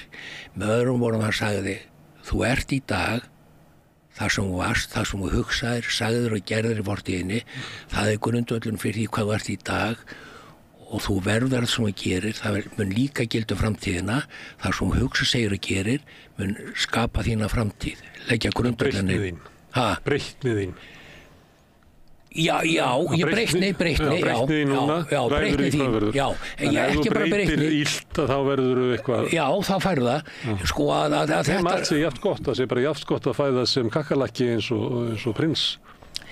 Já, náttúrulega ef menn eiga að njóta lífsins þá náttúrulega já sko, ég hefði aldrei viljað fæða sem prins en sko frjálst dýr í frjálsu umhverfi, góð umhverfi og annað, að ég sé ekki að það sé kannski neitt mikið verra, en ég get nú ekki alveg með til það. Búdda var prins. Búdda var prins, það rétt. En hérna, nei, þarna hann að segja, og í raun og veru var nú að lesa Biblíuna líka alltaf mikið að reyna að fá svona línu akkurat þetta sama og raun og veru var niðurstaðan svo sama. Breytnin er náttúrulega miklu meira það sem hún gerir. Sko það hugsunin, tilfinningarlífið, það sem hún segir, það sem hún aðhefst, það sem hún gerir gagnvart öðrum og það sem hún gerir gagnvart umhverfinu. Þetta það sem aftur skapar grundvöllin fyrir því sem verður. Það sem hún gerir úr því sem að þér gefið. Já, það má orða þannig líka, já, að með öðrum orðum að því að þú varst tala næsta líf, að ég nú ímynda mér að það kunni að ná yfir dauðan og inn í nýtt líf, skilurðu. Að því að þú vart að spyrja hvernig að maður ímyndi sér að það muni verða og hvort eitthvað skili sér að því sem maður hefur lært og gert hér. Og það þá þannig að ef maður breytnin það sem að maður vinnur úr því sem að maður hefur og hluti af því að taka þátt í svona stærra samfélagi með því að skrifa greinar og annað slíkt. Þú ert að skrifa, setja það út í samfélagið.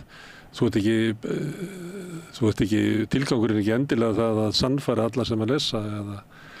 Já, tilgangurinn þetta svo að dreifa þessum hugmyndum og þessari hugsun sem að allt náttúrulega byggist á reynslu og þekkingu og tilfinningum, að sko ég að berjast fyrir dýrunum vegna þess að þau get ekki berjast fyrir sig sjálf, þau get ekki tala fyrir sig sjálf. Og ég, sko eins og ég sagði áðan, ég búin að skrifa yfir 100 greinar dýrunum til varnar og til að útskýra þeirra hlutskipti og þeirra hörmulegu stöðu í mörgum tilfellum og hvernig farið með þau bara eins og dauðan hlut. Og sko þú náttúrulega sjálfur að berjast fyrir betra lífi verkamanna og allskyns fólk, sennilega allra, vel á að vera. Nú, þú varst að tala með eldra fólki áðan og þeirra hagsmunni og það yngra fólki var að ýta undir liðar. Að ég náttúrulega hef skrifað greinar það og komið þó tillögu að menn sem að næðu 70 aldri eða 75 ára aldri eru skattlausir. Að ég sagði að þegar menn eru búin að vinna í 50 ár og skila sko sínum skvöttum og skildum í hálfa öld, að þá komin tími til að gefa þeim grið vegna þess líka að þeir eru komnir á mjög erfitt aldurskeið. Margir verða andlega líkamlega veikir, kraftur þverr, menn get ekki tryggt sína stöðu í lífinu að vel og áður. Og ég segi bara að ef við förum hér og skoðum mannvirki, hús og mannvirki, hafnir, flugvelli, brýr og annað, að þetta eiginlega allt meir og minna byggt af því fólki sem núna 70 og eldra. Og þá segi ég, það á að gefa þessu fólki grið fyrir fjármagn frá fjármuna krumlu ríkisins og opinberra aðila. Og ég kom með þá tillögu til dæmis að skatta myndi lækka á mönnum, sko aðrir en fjármagnstekjuskattur. Sko fjármagnstekjuskattur arður af auði. Þú séð að ég var að fletta upp hvað Þorsteinn Már Baldursson í Samherja var ekki orðinn 70. Þannig að þú ætlar að taka hann til hliðar. Nei, hann má borga fjármagnstekjuskatt. Já, sko til þess að menn borgi fjármagnstekjuskatt þurfa menn að hafa safnað efnum, menn þurfa eiga íbúð sem leigja út eða fjármunir sem fá arð af eða hlutabréf eitthvað. Þannig ég segi, ég að tala atvinnutekjur, ellilífeyri og eftirlaun. Og ef að menn fara svo að vinna, halda frá vinna eftir 70, að það sé ekki skattlagt. Þannig að hérna, ef þetta verður lækkað 20% ári fram til 75, þá verður maður nú skattlagt 75 og þá segir náttúrulega menn við mig, já, hvað kostar þetta? Og ég leit reiknað út. Ég baði Hagfræðistofnun Háskólans að reikna þetta út fyrir mig og þeir komast að því, þetta var reynda 2 ár síðan, að það myndi kosta 21 miljard á ári ef þetta væri gert, ef að 75 ára eldri eru skattlausir. Það er að segja, greiða fullan fjármagnstekjuskatt, fullan skatt af eignum og auðæfum en ekki af tekjum. Og þessi fjárhæð 21 miljardur að sko ríkisbankarnir eða bankakerfi það malar upp undir 100 miljard ári, svona 1/5 af því, að sjávarútvegurinn, gróði útvegsfyrirtæki svipar árum 100 miljardar. Auðvitað er þetta umtalsvert fé, en hvað er verið að gera? Það er verið að sko veita þeim borgurum sem byggðu þjóðfélagið og við öll njótum, sem allir njóti í dag, það er verið að létta af þeim þegar erfiðasti tíminni þegar lífi tekur við. Og margir náttúrulega fara andlega og margir líkamlega og allir verða eitthvað veilar en voru áður og eru verri í stakk búnir að annars sína hagsmunagæslu. Og ég kom nú með eina tillögu í þessu sambandi sem var það að það yrði að erfðafjárskattur hækkar, hann er ekki með 10% í dag. Svo ég reiknaði þann út að cirka með því að hækkan er 15%, að þá myndi það dekkast af fjárhæð. En menn eru nú margir svakara viðkvæm fyrir því, hvað verður hirða af manni þar sem marg búið að skattleggja og annað. En ég benti nú mönnum á það að í sko Bandaríkjónu fer erfðafjárskatturinn upp í 40%. Eins og var hér bara fyrir ekkert svo lengur síðan. Já, var það, já. Á þrepaskiptur, sko, þannig að held að efsta þrepi hafi verið 45%. Já, sko, í Þýskalandi er 50%, í Danmörku er 50% og í Danmörku eru erfðirnar, arfurinn er bara sérstakur lögaðili og þá bara segja menn að sko þessi maður safnaði sínum efnum í því umhverfi sem hann lifði í og þess vegna er ekkert óeðlilegt að það skili hluta því tilbaka inn í samfélagið, inn í umhverfið þegar hann fellur frá og getur ekki notist lengur sjálfur. Nú, menn voru óður og uppvæði með þetta, hvað ég væri einlega að gera og annað og ég var nú að tala við stjórnmálamenn og aðra þetta en ég stend á því fastar í fótunum að það væri mikið réttlætismál gagnvart eldra fólki ef að þetta kerfi kæmist á annars vegar en hins vegar mikið hagsmunamál fyrir þjóðfélagið vegna þess að reynsla kunnáttafærni á öllum mögulegum sviðum myndi haldast inn í þjóðfélaginu.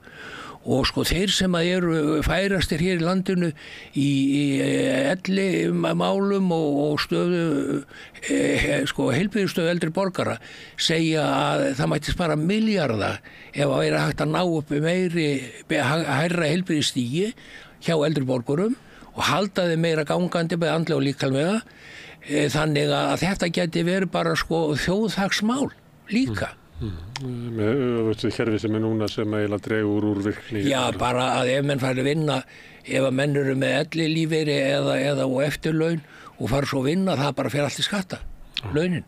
Herðu, Óli, takk fyrir að koma hingað og spjalla. Já. Gaman að fá þig. Já, þakka fyrir það. Áhugavert að tala við þig. Hvað segir þú? Ég segi áhugavert að tala við þig. Já, þakka fyrir það. Og gangi bara að skrifa þessu mest. Já, þakka fyrir það. Ég reyni það. Þú voru að berjast fyrir þínu málu líka.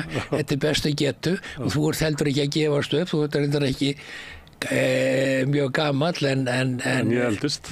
En þú eldist. Ég næði þér á endanum. Ég sko vona það. Herðu, kæra þakkir. Já, allt í góð. Og ég þakka öðrum gestur sem að hingað komið og ég þakka Birni Þorláks kærlega fyrir hjálpina og Pétri Fjellsteð fyrir að taka upp og senda út og ykkur fyrir að hlusta og breyta þessu samtali okkar í fjölmiðlum.